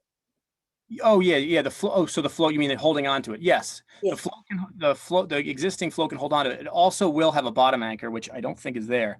It's the existing bottom anchor that is there. It will link into that. So yes, it can hold it fine. And the size, the dimensions are certainly within the waterways regulations, allowances. The waterways regulation maxes out at $400 a year, which is $1 per square foot for a fee, and it maxes out at 400, and this is 400 square feet. This 10A float. So the waterways regulations certainly allows for floats, 10A floats this size. Okay, I'm going to open this up for public comment. Is there anybody in the audience who wishes to comment on the project at 40 Thurston Point Road, RDA 1702? There are no members of the public to comment at this time. Okay. In that case, we'll move on with Adrian. What are your comments? I'll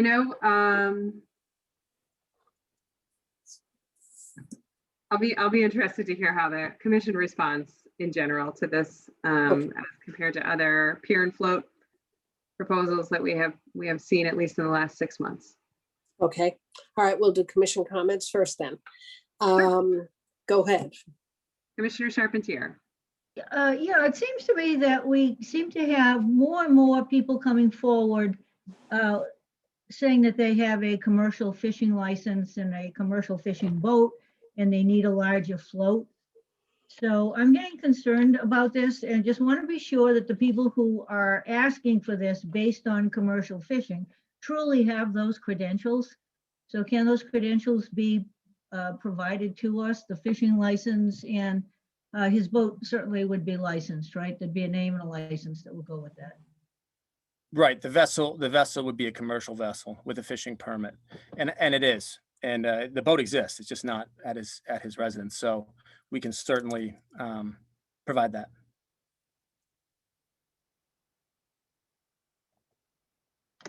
That's all. Commissioner Cook. Okay, our standard's 10 by 20. We've gone to 12 by 18 to change the dimensions a little bit, but basically that's it. Unless there's some justification, for example, they're in the outer harbor where weather and stuff kind of necessitates a slightly larger dock. Up until this point, so at this point in time, our standard is basically 10 by 20. And I see no justification for expanding the dock beyond that. Okay. Can I Um, respond to that? If you would respond after we hear all of the comments, I'd appreciate it. Thank you. Commissioner Gradwell. Well, number one, I realize that the Shellfish Commissioner and the Harbor Master commented on the one that was withdrawn, but they also have to comment on this one.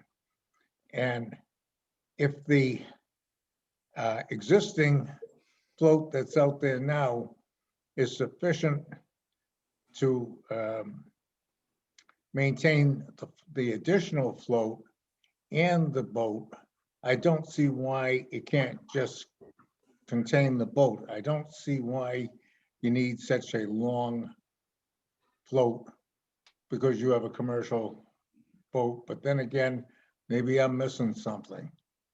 I think we need a little bit more information. Okay. Commissioner Sargent. Yes, it's noted that the square footage of the two proposed 10 by 20 float extensions is double the usual Conservation Commission policy for square footage of new floats. This policy is based on recognizing that although waterfront property owners do have certain riparian rights to access the water, negative impacts to resources that are delineated under law and regulation must be minimized. Such negative impacts can be caused by, but are not limited to, the presence of marine biocides that are in boathouse paints and some wood products, increased turbidity from boating that causes resuspension of sediments, which impact both submerged and intertidal vegetation, inhibit shellfish recruitment, as well as erosion of shorelines, as well as inadvertent contamination for fuel discharges. At a minimum, any approval would need to have the conditions that all wood must be non-toxic to the marine environment and that the floats must not be stored on the marsh. Figure 1 and Figure 4 show the location of the northernmost float very close to the neighbor's property line. The Army Corps of Engineers recommends that docks not be located any closer than 25 feet of an abutting property line. This prevents interference with the neighbor's riparian and navigational rights should they or a future property owner also wish to have a floating dock. It would be problematic for the commission to approve a project that interferes with abutters' rights without a legal mechanism that provides for such an exception. There would need to be a condition that such a legal mechanism exists. At the last public hearing for a similar proposal, we heard citizens' concerns that this might impact the traditional path of navigation for kayaks.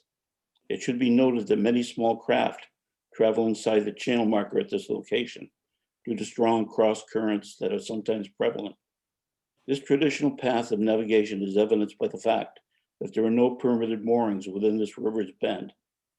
Any approval for an additional floating dock must have a condition that there be an advisory letter from the harbor master specifying that any new float would not negatively impact the public's navigational rights. Because multiple conditions are needed, I believe this proposal is better suited to be an NOI. That being said, I could support a conditional NOI for one additional 10 by 20 float at this site due to strong current conditions. It's conceivable that it would be difficult for an inexperienced or novice boater to safely dock at this location without the additional 10 by 20 float. And I also note that the applicant has a commercial striped bass license for a 27-foot Seacraft. It should be noted that there's precedence for the commission showing a larger float than is usual due to strong currents within the Enscombe River. This exception was made at the Bent property located at Babson Point. Thank you.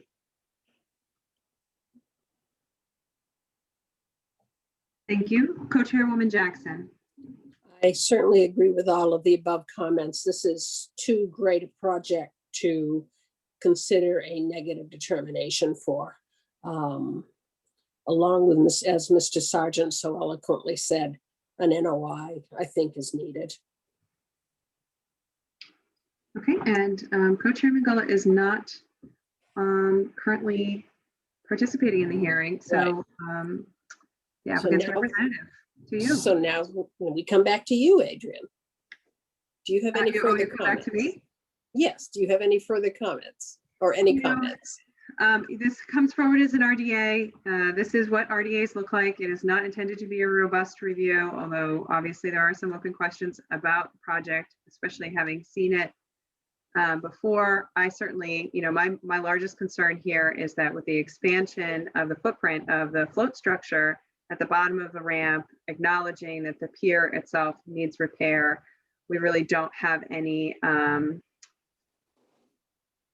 assurance that this new float structure is not going to impact the pier and potentially cause it to fall into even greater disrepair and then therefore become a problem of float released and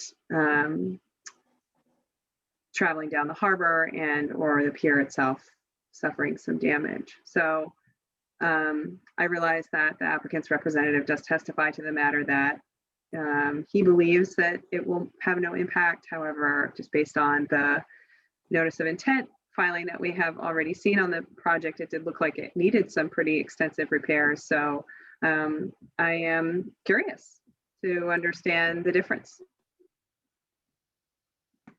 Can I respond now? Madam Chair, can I respond? Adrian? Hello? Yes, yes, Hi. I'm here. Okay. So I took some notes just to kind of Okay. cover everyone's comments. As far as the pier on the conservation agent's last comments there, the pier and the ramp do not structurally hold the float. The existing float that is there, that is part of the Chapter 91 license, is bottom anchored. It's a seasonal float pursuant to that license. So, that float and anything attached to that float, whether it be another float or a vessel, it's not going to impact the ramp that you access the float with, which is attached to the pier. Does that make sense? So, yeah, that's why I think that yes, the pier needs to be dealt with, and the owners are aware of that. But that is not going to impact the float as far as whether or not it's structurally sound. It's just the pier is not holding the float in, and it's not going to hold anything that gets attached to the existing float on that license.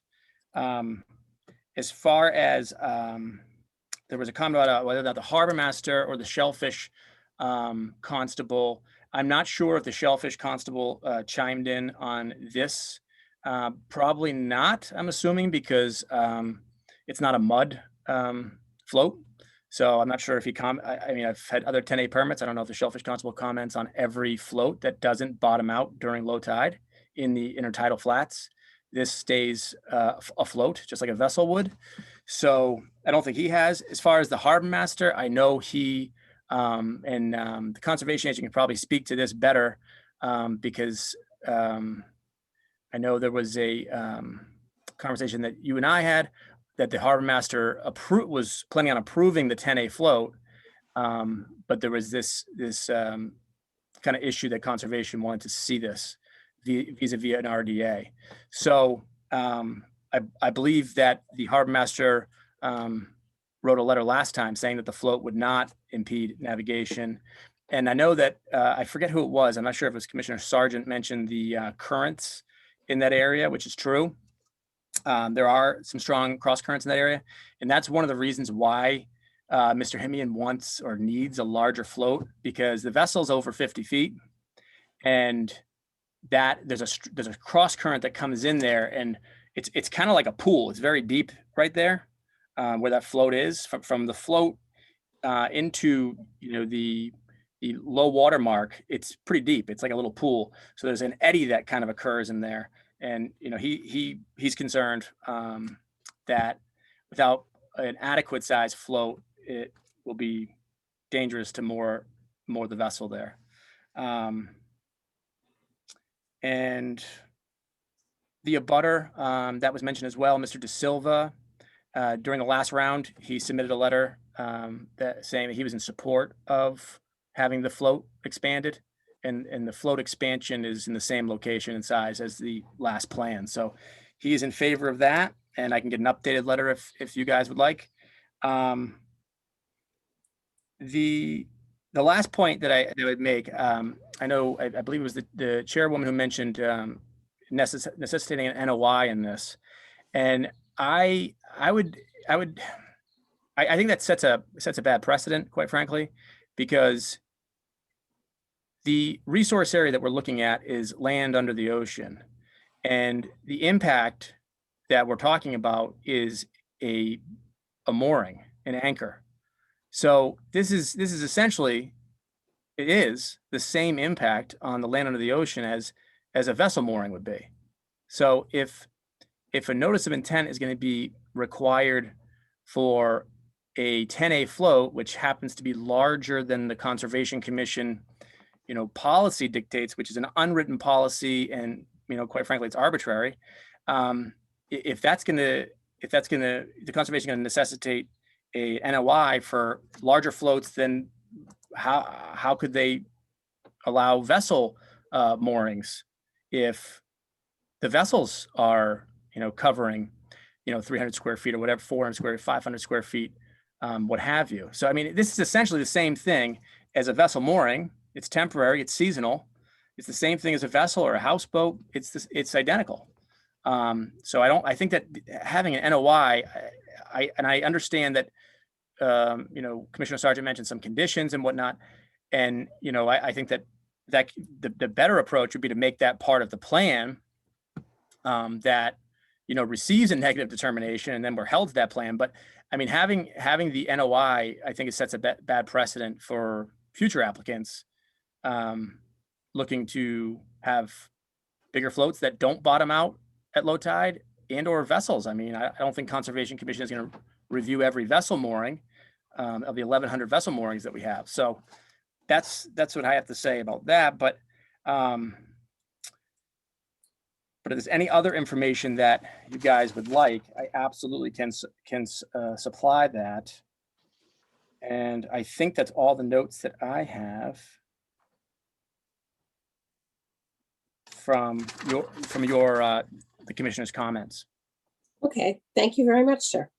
I think we're probably ready to move ahead. I will kind of summarize and point out that we do not generally have RDAs for float systems. We always have NOIs. This is much larger than our usual project. And we are very limited in the conditions that we can put on to an RDA. And there are several conditions that we've talked about here. And I think once we issue an RDA, we no longer have control of the project. And that is not something that I'm willing to relinquish on this particular project. Having said that, Linda, would you like to make a motion? Charpentier moves for a negative determination for RDA 1702-40 at 40 Thurston Point Road. with the aforementioned conditions. Okay. Is there a second to that? Gladwell seconds. Okay. Roll call vote? I guess we have to close the public hearing first. I'm sorry. Linda, hold that motion. Could we have a motion instead to close the public hearing? Charpentier moves to close the public hearing for RDA 1702 at 40 Thurston Point Road. Gladwell seconds.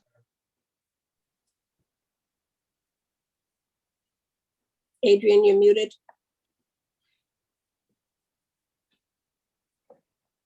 Commissioner Charpentier, Yes, Commissioner Cook, Yes. Commissioner Gradwall, Yes. Commissioner Sargent, Yes. Co-Chairwoman Jackson, Yes. and Co-Chairman, and Co-Chairman Gullah has recused.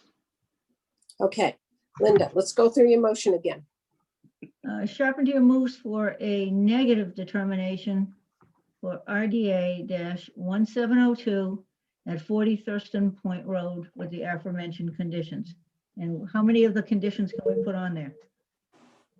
You can add 3 conditions And how to a many did, determination. and how many did Commissioner Sargent have?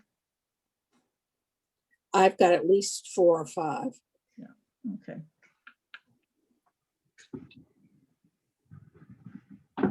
Is there a second? Gladwell seconded. Okay. And a roll call. Commissioner Charpentier, No, I am with going for the NOI on this. okay. Commissioner Cook, Nope. Commissioner Gradwell, No. Commissioner Sargent, No. and Co-Chairwoman Jackson. No. Okay, so the motion fails. We'll need to have another motion to find a positive determination, or actually, that's your only option because you closed the hearing. Linda, would you like to do that? Charpentier moves for a positive determination for RDA 1702 at 40 Thurston Point Road. Gladwell seconds. Okay, Commissioner Charpentier, Yes, Commissioner Cook, Yes. Commissioner Gradwall, Yes. Commissioner Sargent, Yes. Co-Chairwoman Jackson. Yes. Thank you. This is a positive determination.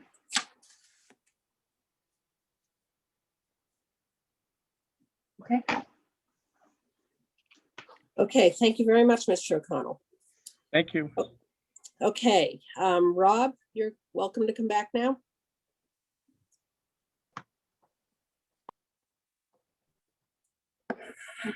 I'm back. Okay, Next up. Where are we? Hold on. Next up is RDA 1703 Salt Island Road LLC, Martinetti applicant. actually, it's just Salt Island, Rob. What did I say? Salt Island Road. Oh, It's just the island. I'm sorry. It's unexpected, I agree. Street or road just roll off my tongue. Yeah, I know. Is that gentleman here? There he is. Got to unmute him.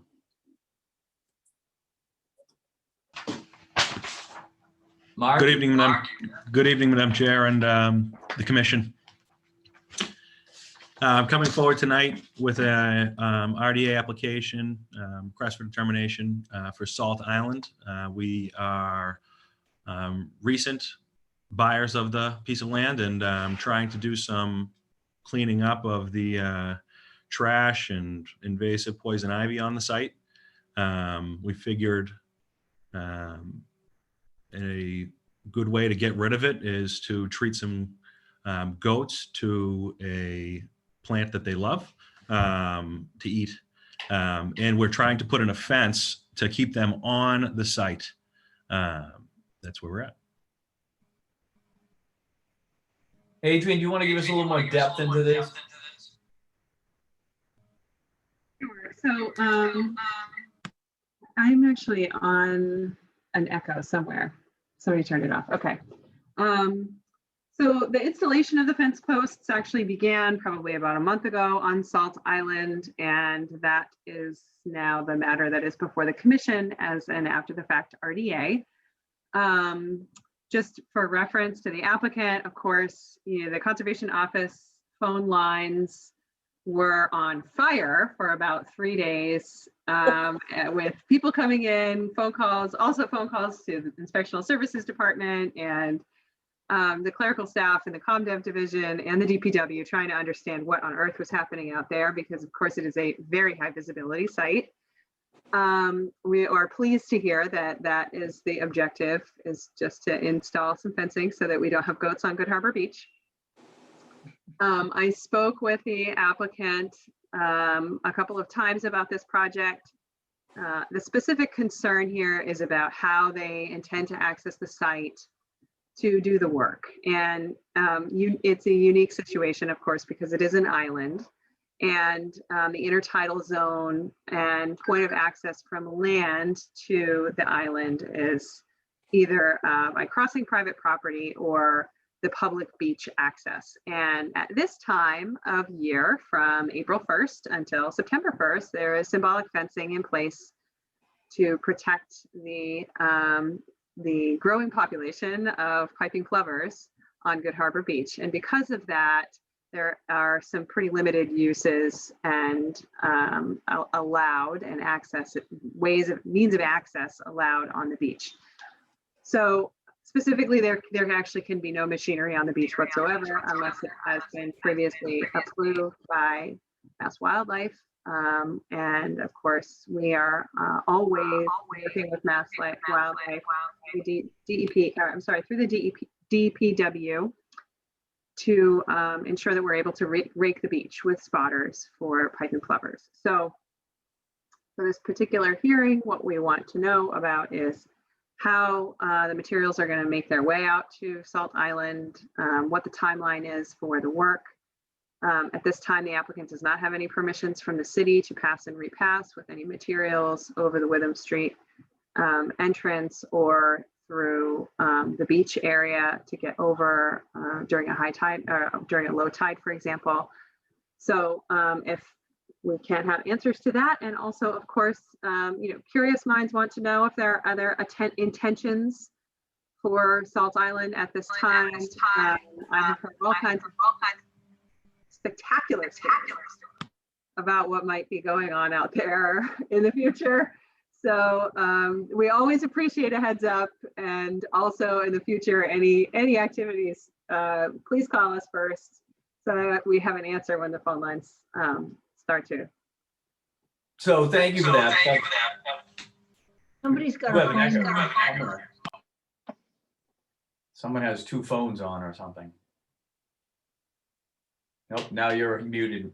Nope. Sorry, it's the applicant, and I can tell he's listening somewhere and then he's speaking in another place. Okay.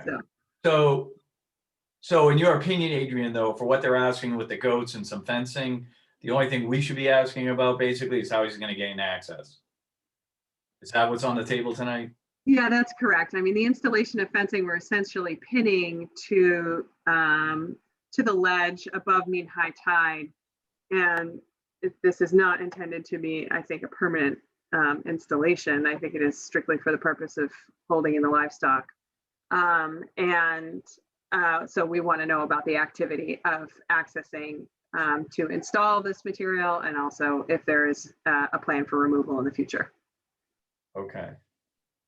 All right, well, first up, let me open it up for public comment. Does anybody in the public wish to speak for or against the project on Salt Island? If you do, you can hit the raise your hand button at the bottom of your screen or hit *9 on your handheld device or phone. Okay, I have a couple hands up. So Jane Knott, I'm going to allow you to talk and ask you to unmute. You can go first. Good evening, everybody. Thank you for giving us the opportunity to talk about this project. I believe that the Conservation Commission's involvement in this project is extremely important in order to protect the interests of the Wetlands Protection Act and the Gloucester Wetlands Ordinance. My concern is, and mine, I'm not the only one with these concerns, but with the goats on the island, goats eat a lot of vegetation very quickly. I believe that, I mean, I don't think that they're specific to poison ivy. I think they'll eat everything. And once vegetation is destroyed in that way, I feel that there will be erosion taking place. And this kind of erosion from Salt Island could mean that Salt Island would never be vegetated again in the way that it is now. Another concern that we have is water quality. 20 goats on the island and their excrement washing off the island into the cove right next to the public beach is a concern. There's also shellfishing that goes on, I don't believe it's an official shellfish bed, but there's shellfishing that goes along in the sandbar area. So water quality is an issue. The homes on Salt Island Road used to discharge their septic into the cove, and that the city realized that was a problem. And so the whole area is sewered. And so the having 20 goats on Salt Island, I think would be an issue. The other thing is wetland habitat, which is really important to the Conservation Commission. We have seabirds, we have ducks, we have the mallards and the eider ducks, we have seagulls. They all nest on Salt Island. Goats are not native to Salt Island. You can imagine what they will do to the habitat out there. And so these are a number of issues that we have. And we feel that the Conservation Commission should really be involved and have control over this project, not necessarily for the future work that's happening, but definitely for the fencing and for the goats in this first phase. Thank you. Thank you. Who's next? Colette Knowlton, I'm going to allow you to talk and ask you to unmute. Actually, it's John Knowlton on Colette Knowlton's computer. Okay, John, you're welcome to speak, but can we try not to repeat? And if anyone else is going to speak, we'd like you not to repeat something someone else said. If it's something new and novel that you have to bring to the table, that's great. Otherwise, it'll just go on and on. Understood. There is a city-controlled shellfish bed on Salt Island of sea clams. So that is of a concern. And a few years back, that particular clam flat was closed for a long period of time because of contamination. And they really didn't know where the contamination was coming from. I think it may have been thought to have come from dog waste on the beach, but it wasn't totally identified, I don't think. But it took a long time for that flat to be opened again. So I can only imagine with a bunch of goats out there, it'll be entirely worse. The other thing, as far as the fencing, it is far from temporary. There's 4 bolts that have been drilled into the granite to hold a support that each 4x4 posts go into. So it's not temporary fencing for goats, because I would think temporary fencing would be fencing you'd move around so the goats could target a certain area. So I'm very concerned about the destruction of the vegetation and the shellfish beds. Thank you very much. Thank you. Next. Okay, and now this is going to be Katie Knowlton. Hi, thank you. Echoing everything that's been said, but also just concerned about the work in the intertidal zone within 100 feet of the coastal bank was something that I was thinking of. And then I know we're speaking directly to conservation and concerns for just the goats and the fence, but I think it should be on record that this is only going to lead to larger concerns where the plans that have been shared and people have seen about the plans that they have potentially to build out there. So I think nipping a lot of this now and putting it on record of the concerns of the vegetation, the wildlife, and just the concerns that that's going to cause down the road, as well as right now, the important issues. Thank you. Next. Kim and Alan Thomas, I will allow you to talk and ask you to unmute. Hi, I agree with the other concerns that the other people have expressed, and I won't repeat it. But in addition to that, the public is able to go over and access that at low tide, and we've walked over there. And after Mr. Martinetti's crew has been over there in May clearing, and he spoke of wanting to clean up trash and things, there was an excessive amount of trash that his workers actually left on the island. And with the tides coming and going, that immediately goes into the ocean, and that addresses the other things that were stated. And so I have serious concerns about his responsibility, honestly, to take care of it, as he says he will. Okay. Thank you very much. Next. So this is now Bruce Bemis. I'm going to allow you to talk and ask you to unmute. Yes, hello. My name is Bruce Bemis. I'm a beach owner just across from the island. And one of my main concerns is, containing the goats, the potential for them escaping, running over the beaches.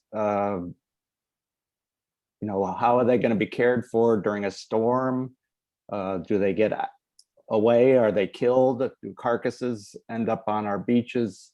That's a real concern. I think the noise factor is a particular concern to me.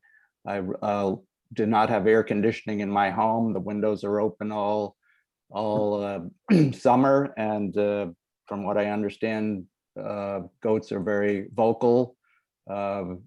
I think that will be disruptive to me personally, but also to the environment around the island and other wildlife. So I think that's what I have to say. Thank you. Thank you.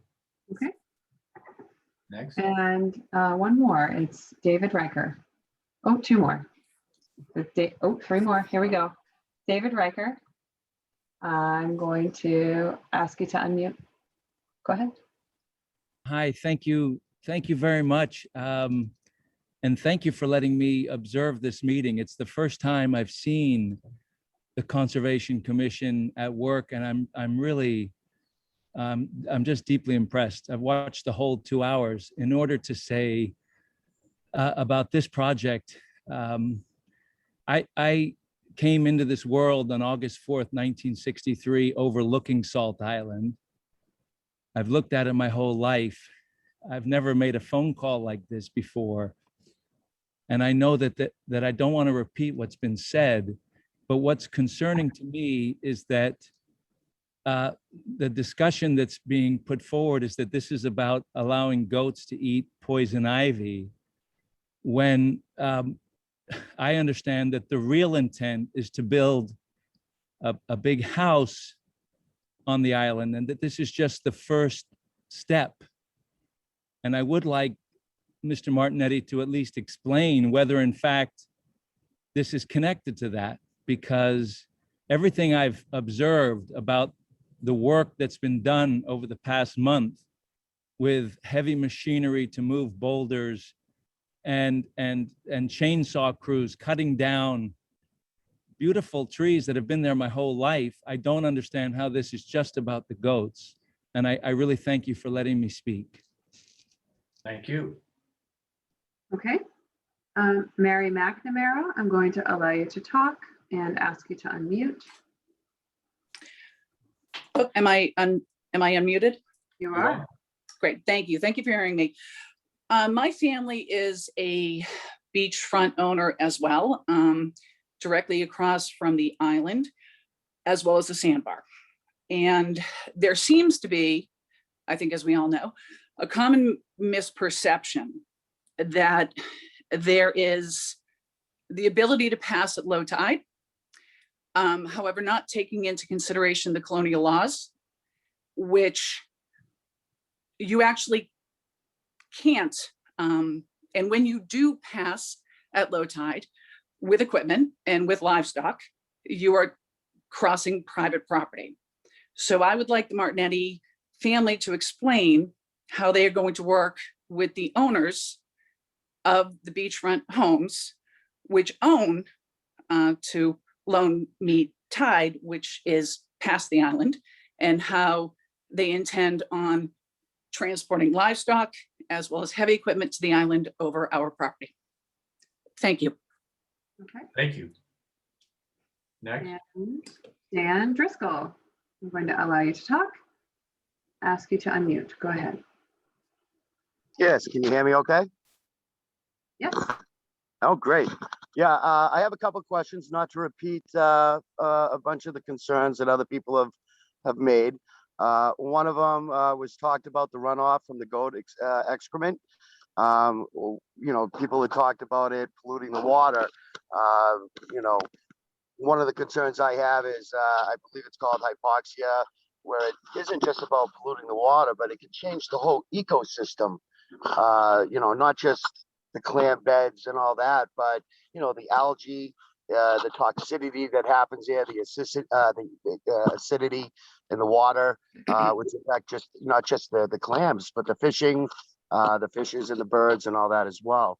The heavy machinery that's below mean low tide, I know that they worked hard to get those fence posts in there and everything else as well, but they were using gas powered excavators below low tide moving tidal pool rocks.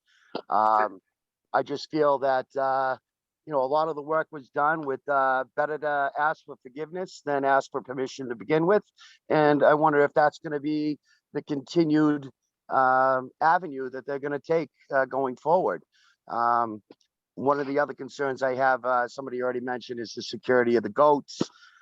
20 goats is a lot of goats. Never mind the excrement, it's the shelter, it's the hay, all that other stuff that needs to happen for them. How are they going to remove all of that? You know, what's the plan in place for that? For the care, the uptake, and the removal of the waste of the goats. And then the security. You know, a fence is great, but, you know, we all know that the public are up there at all hours, not just during the daytime, during the beach, but, you know, there's people could be opening those gates in a heartbeat, or cutting them. God forbid, not saying that, you know, I hope that never happens, but, you know, we know how the young kids are. So these are some of my concerns about that as well. And hopefully that can be addressed, and hopefully the commission takes that into consideration as well. Thank you. Thank you. Anybody else? See one hand. I have no other comments at this time. I'm seeing one hand. You sure? Oh, there it goes. That was Mr. Driscoll. Okay, so now we'll move on to, unless the applicant wants to comment, I think the next step would be the commissioner comment. Mr. Martinetti, you have two audios on at this time. We're getting an echo. Can you hear the echo now? Is it over? Let me see. Nope. No. Okay, great. Yeah, I don't know why. Maybe it's my office is a little bit tingy. So I wanted to respond to some of the concerns about how we're going to be accessing the island to continue installing the fence, and how we plan on getting the goats out and continuing work, call it. We plan to use a watercraft to bring it up from the, call it the northwestern side of the island, coming down and coming close to shore, but not bumping against it, handing materials to our team to continue delivery and install of the fence. As far as the temporary comments on the fence, it is a temporary fence to keep the goats in. I do tend to build things stronger than necessary maybe sometimes, but I figure it's probably better to build it a little more sturdy than to have a temporary fence get washed away by some wind or, just people pulling it down. So I figured that it was probably a better take to install it very sturdy versus a flimsy fence. Okay, there were other comments. My other Security. comments. Hoop. Yeah, so as far as security goes, the fence that we're installing should not allow access for the goats to get to the land bridge, so-called land bridge that will bring you to the public beach. We think that it's sufficient to keep them on the island as far as access to that land bridge goes. The design, as far as the design goes. The design of what? The fence. Okay. Oh, and then I'd also like to comment about the future plans. I heard the future plans a few times, and I just wanted to reiterate that the future plans, that rendering that's been circulating, my father has a knack for design, and when we bought the piece of land, he works closely with an architect, and that was really nothing but pen to paper and dreaming, and we're not planning on bringing anything forward at this time. If we are, of course, we'll be going through the city, and we're not trying to beg for forgiveness. We're trying to do things correctly. Once we heard that there was a concern about the work being done on the island, we immediately stopped and didn't continue until there was a conversation with Conservation and Agent Lennon to submit a after the fact RDA rather than ask for, continue and ignore the process that is required. Okay. So can you do me a favor and hit mute on your device so we can talk for a bit, because we're getting an echo whenever we talk. Okay, one second. If you don't mind. Mute, you good? Good, thank you. Okay. Commissioners, we've heard from the public. Why don't we do roll call comments for the commissioners now? Adrian? Commissioner Charpentier.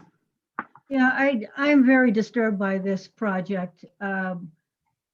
There's this whole thing about getting equipment and materials onto that property through a land bridge. Seems to me one of the abutters said that that was private property. So if that was used to put materials onto that property, then that was clearly trespassing. I also can't believe, Mr. Martinetti, in this day and age of environmental concerns, for doing this work and not knowing that there would be certain provisions that he would have to adhere to. That's just not believable to me. I'm also very concerned because we've had a lot of projects that have come through, and I think this is one of them, where the applicant is just buying a piece of property and wants to just clean it up. And then we find that, acres of land have been cleared and work has been done, and the commission has not been involved. Nobody has known about it except for a few abutters who are obviously concerned. So I'm totally against what's going on here, and I will not support this project as it's presented. Commissioner Cook? Yeah, okay. First, I'm gonna just paraphrase something that I'm looking at. And it says, goats are created to function like four-legged brush cutters and defoliate nearly everything from as high as 6 feet to almost ground level. Once we fence your target area and bring in the goats, they are focused on defoliating leaves and tender new growth of nearly everything that they can reach. Now that's coming from a website of a company that supplies goats primarily to get rid of poison ivy. But as you can see, they also get rid of everything else that's out there. So with that said, I wouldn't support bringing goats out there. So we have a second issue of, if we do turn down this RDA, how do we go about getting everything that's already been done undone and removed from the island. So like I said, I can't support the goats based on what the goats websites are saying. Just on that. Thank you. Okay, Commissioner Gradwell. I fail to see where this is a RDA rather than a NOI. I think that if a NOI is filed, it would have to have access and everything else. So I do not support this because it's much more than what I can't support a negative on this. Thank you.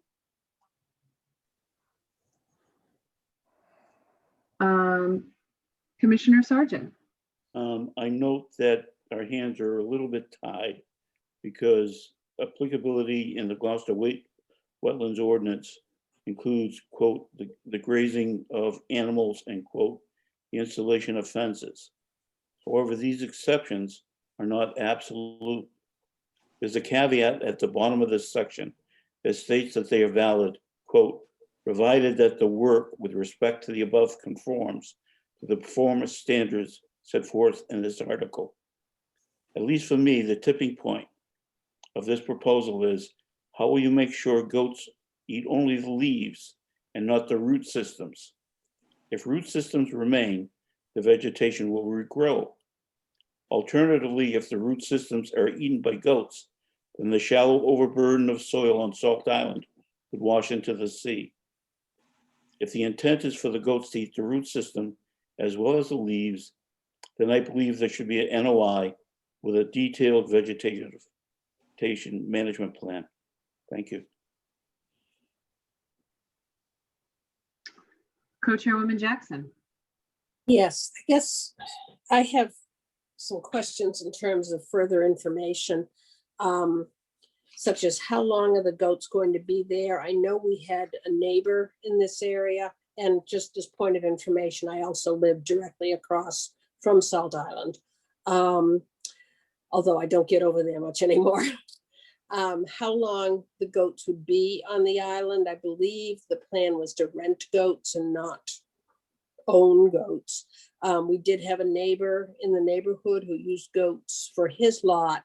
It did not fall under Concom jurisdiction. And I think the goats were only there for a day or two. I'm not sure. But if goats were to be allowed to come onto the island, would there be able to be, and assuming that it would be for a short time, would there be able to be something like a daily excrement cleanups like we do for dogs? Mr. Knowlton was correct. It is a city shellfish flat. The city has worked very hard to get that flat cleaned up and to be able to certify it. And that's a hard-won privilege, and I would not like to see that jeopardized. In terms of private property, hundreds of people go over to the island every day, but permission certainly would be in order for transportation of materials and machinery.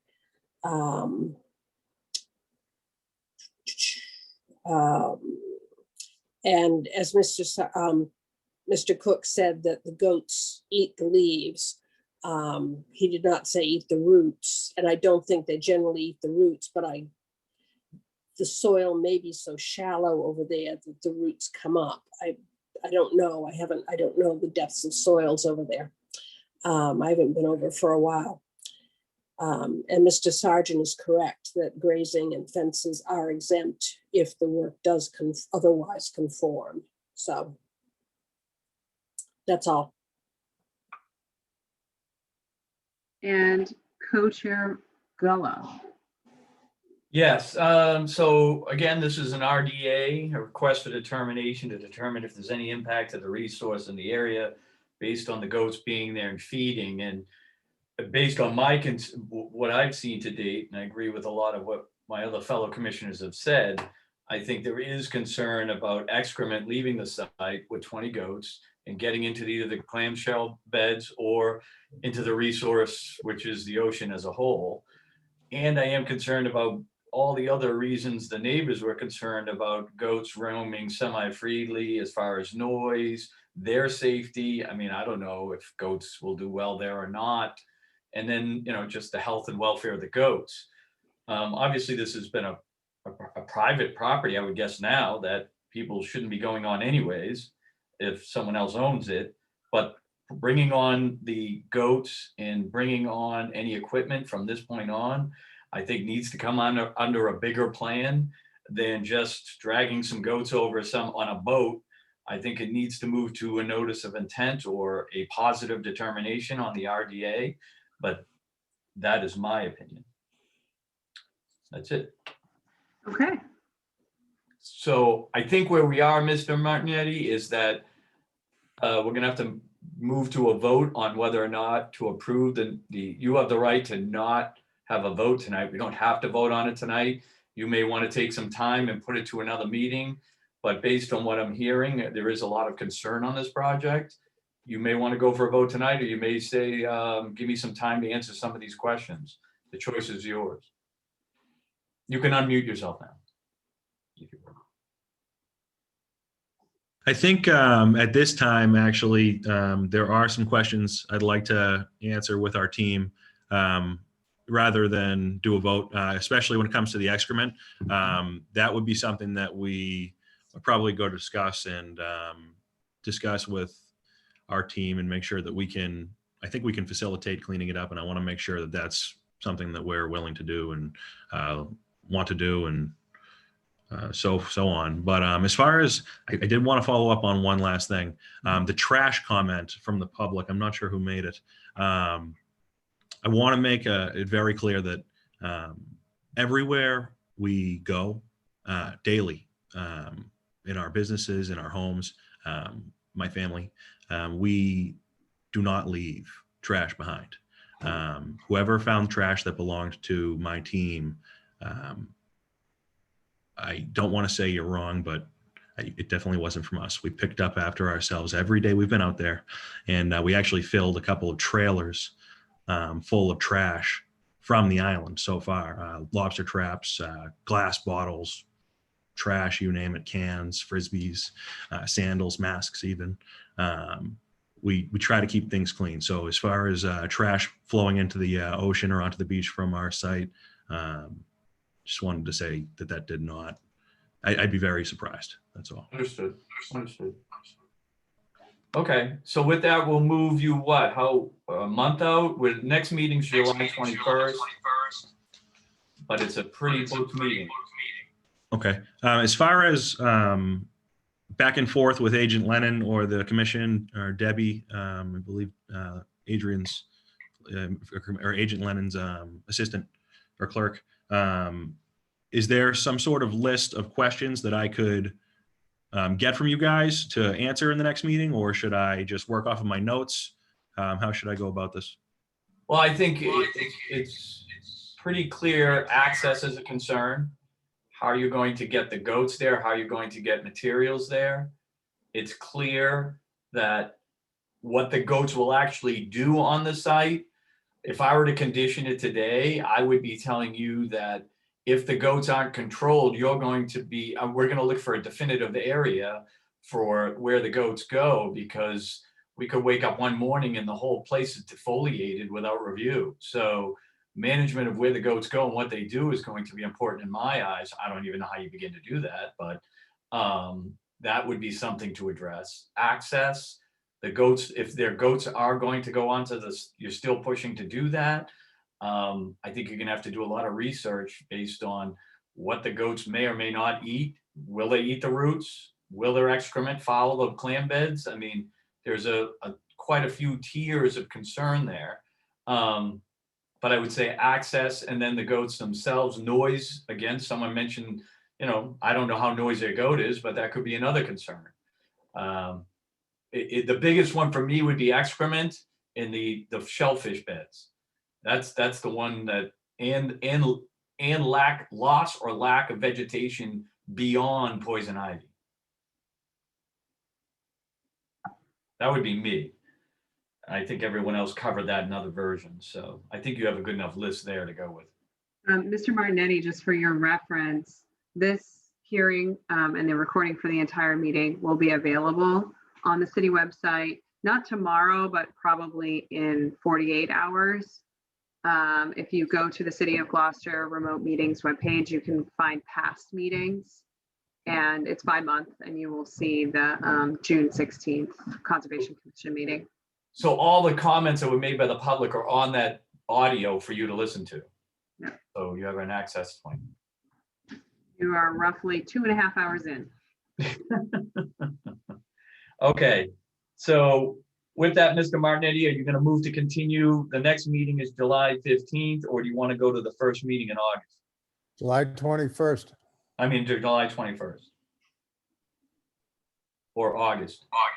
We would be looking to continue to the next meeting, July 21st, and Okay. hopefully have all these answers sorted out by then and go from there.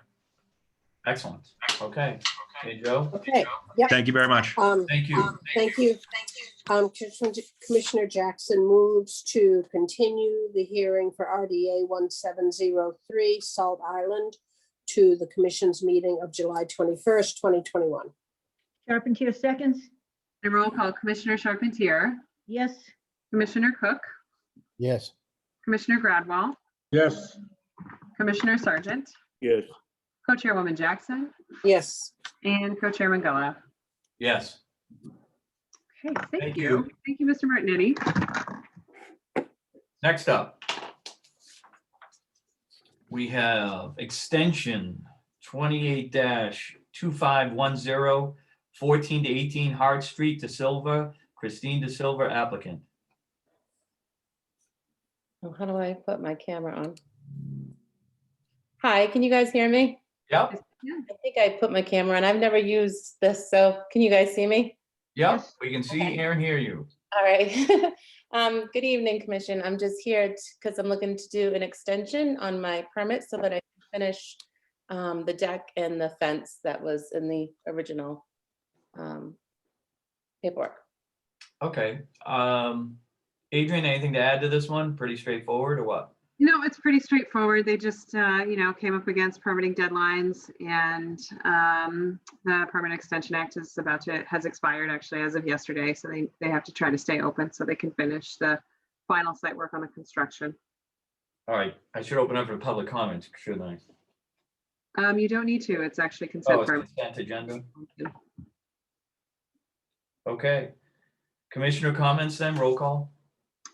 For commissioners, Commissioner Charpentier, No comments. Commissioner Cook, Just the duration of the extension. She's looking for 1 year or 3 years. 1 year? Good. Okay, thank you. Commissioner Gradwell, no comment. Commissioner Sargent, No comment. and Co-Chairwoman Jackson, No comment. and Co-Chairman Gullo. No comment. Great.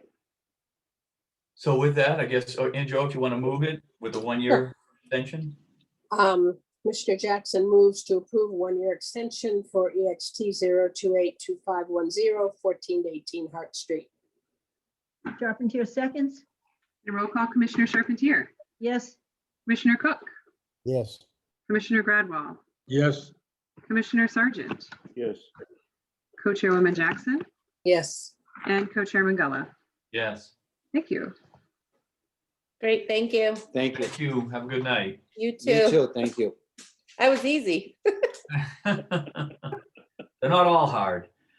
Okay, next up, extension 28-2550, 95 Wheeler Street, Burpee, Diane Burpee, applicant representing. And Diane Gardner, I see you in attendees. I'm going to promote you to panelist so we can see you on this side.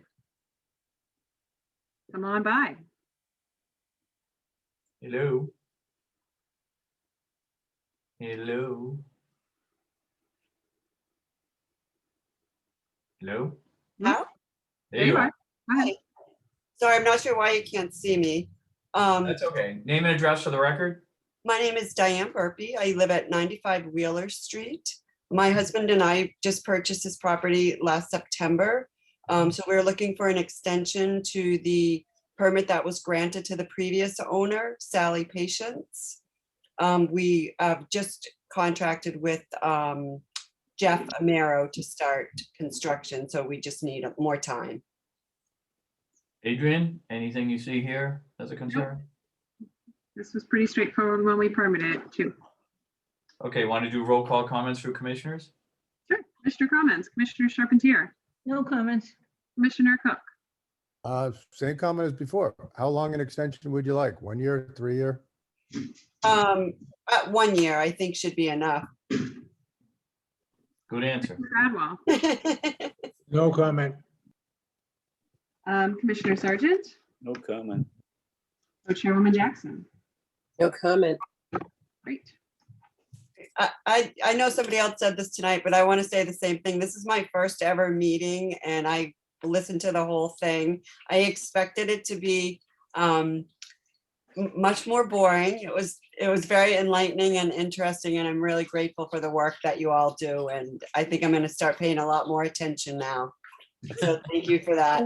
Well, thank you. Thank you very much. We appreciate it. Okay, with that, can we move this extension? Sure. Commissioner Jackson moves to approve a 1-year extension for EXT 0282550 at 95 Wheeler Street. Charpentier seconds.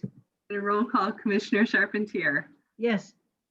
Commissioner Cook, Yes. Commissioner Gradwell, Yes, Commissioner Sargent, Yes. Co-Chairwoman Jackson, Yes. and Co-Chairman Gullah. Yes. Thank you. Have a good night. Thank you so much. Oh, here I am. Thank you. Bye. Okay, so next up, we are into request for certificates of compliance, 28-2693, 15 Jebecca Lane, Stevens, Mary Rimmer at Rimmer Environmental representing. Well, so I see Mary on the line. Mary, you're welcome to raise your hand and speak if you'd like to, but I did go out to Jebecca Lane and take a look at the project. This was to raise the driveway access point over the marsh to Jebecca Lane. The work is completed there. The driveway is paved and the site is stabilized on either side, and there's nothing further to do. Okay, you want to move that in, Joe? Sure. Commissioner Jackson moves to approve the request for certificate of compliance 0282693 at 15 Jebecca Lane. Charpentier seconds. And a roll call, Commissioner Charpentier, Yes. Commissioner Cook, Yes. Commissioner Gradwell, yes, Commissioner Sargent, Yes. Co-Chairwoman Jackson, Yes. and Co-Chairman Gullah. Yes. Thank you. Is that similar? Thank you if Ms. Rimmer is still out there. Thank you for staying up this late. Next up is RCOC 20-25777, 742 Washington Street. I'll be recusing on this, but if you want to take it from here, Anjo. Sure. Okay. Adrian, do you want to tell us where that sits? Sure. 742 Washington Street sits right next to the Annisquam Bridge, the footbridge. This project was permitted before my time, but it was the tear down and rebuild of a single family home there. And the work is very much completed. It is beautiful landscaping and redevelopment. And it's all set. It's all done. Okay. Linda, would you like to make a motion? Sure. Charpentier moves to approve the request for certificate of compliance 028-2577 at 742 Washington Street. Gradwell seconds. And a roll call, Commissioner Charpentier, Yes. Commissioner Cook, Yes. Commissioner Gradwell, Yes, Commissioner Sargent, Yes. Co-Chairwoman Jackson, Yes. and Co-Chairman Gullah is recused. Correct. Thank you. I believe that's it. That is No, all. it isn't. I got a question, if I can.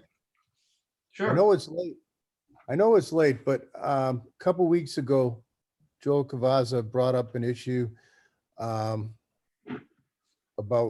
Wheeler Street Yep, that matter, I'm going to stop you there, is in litigation. Can't talk about it. It was appealed to the DEP and also to Superior Court, I believe, by Seaside Legal Solutions. And I am aware that the DEP is about to issue a superseding order.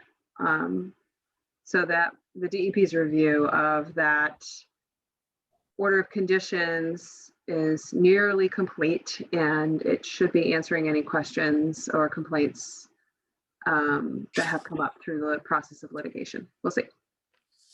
Okay. Thank you. Yeah, you're welcome. So we're going to do the exact same meeting again on July 21st. Oh, good. Yeah, apparently. So I It's hope gonna you're all be a ready. marathon. Plus any additions that you get in, you might get 14 or 15 more additions. So really, Filing, yeah, on the 7th. We'll see. I don't know. I haven't heard about much in the hopper, so we'll see. But So do we have to will sign be, anything? what's that? Do we have to sign anything? Yeah, you will need to sign these extensions and the certificates of compliance, and then there's the determination. But that's it. That will be down there, which is great. That will be very easy for me to get out the door. Sounds great. So we'll be looking Enjoy for lots of vacation, material. Adrian. What's that? We won't see you before you go on vacation, right? Yeah, I'm going. I'm very Enjoy your close. vacation. Enjoy your vacation. Thank you. Thank you. Thank you. I appreciate it. Oh, have a wonderful one, Adrian. Yeah, Are you going to the beach? I'm going up north to the mountains. Yeah. I'm gonna go find higher ground. There's no plovers up there. There are no flowers up there. All right, everybody be safe and we'll see you after the holiday and They move to adjourn. someone move to, Move to Second, adjourn. Charpentier seconds. Okay, Commissioner Charpentier, Yes. Commissioner Cook, Yes.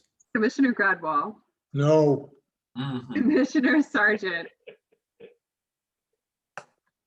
Commissioner I think Sargent laughing too hard. Yes. Co-Chairwoman Jackson Yes. and Co-Chair McGullough. Yes. Okay, thank you all very much. We'll be in touch.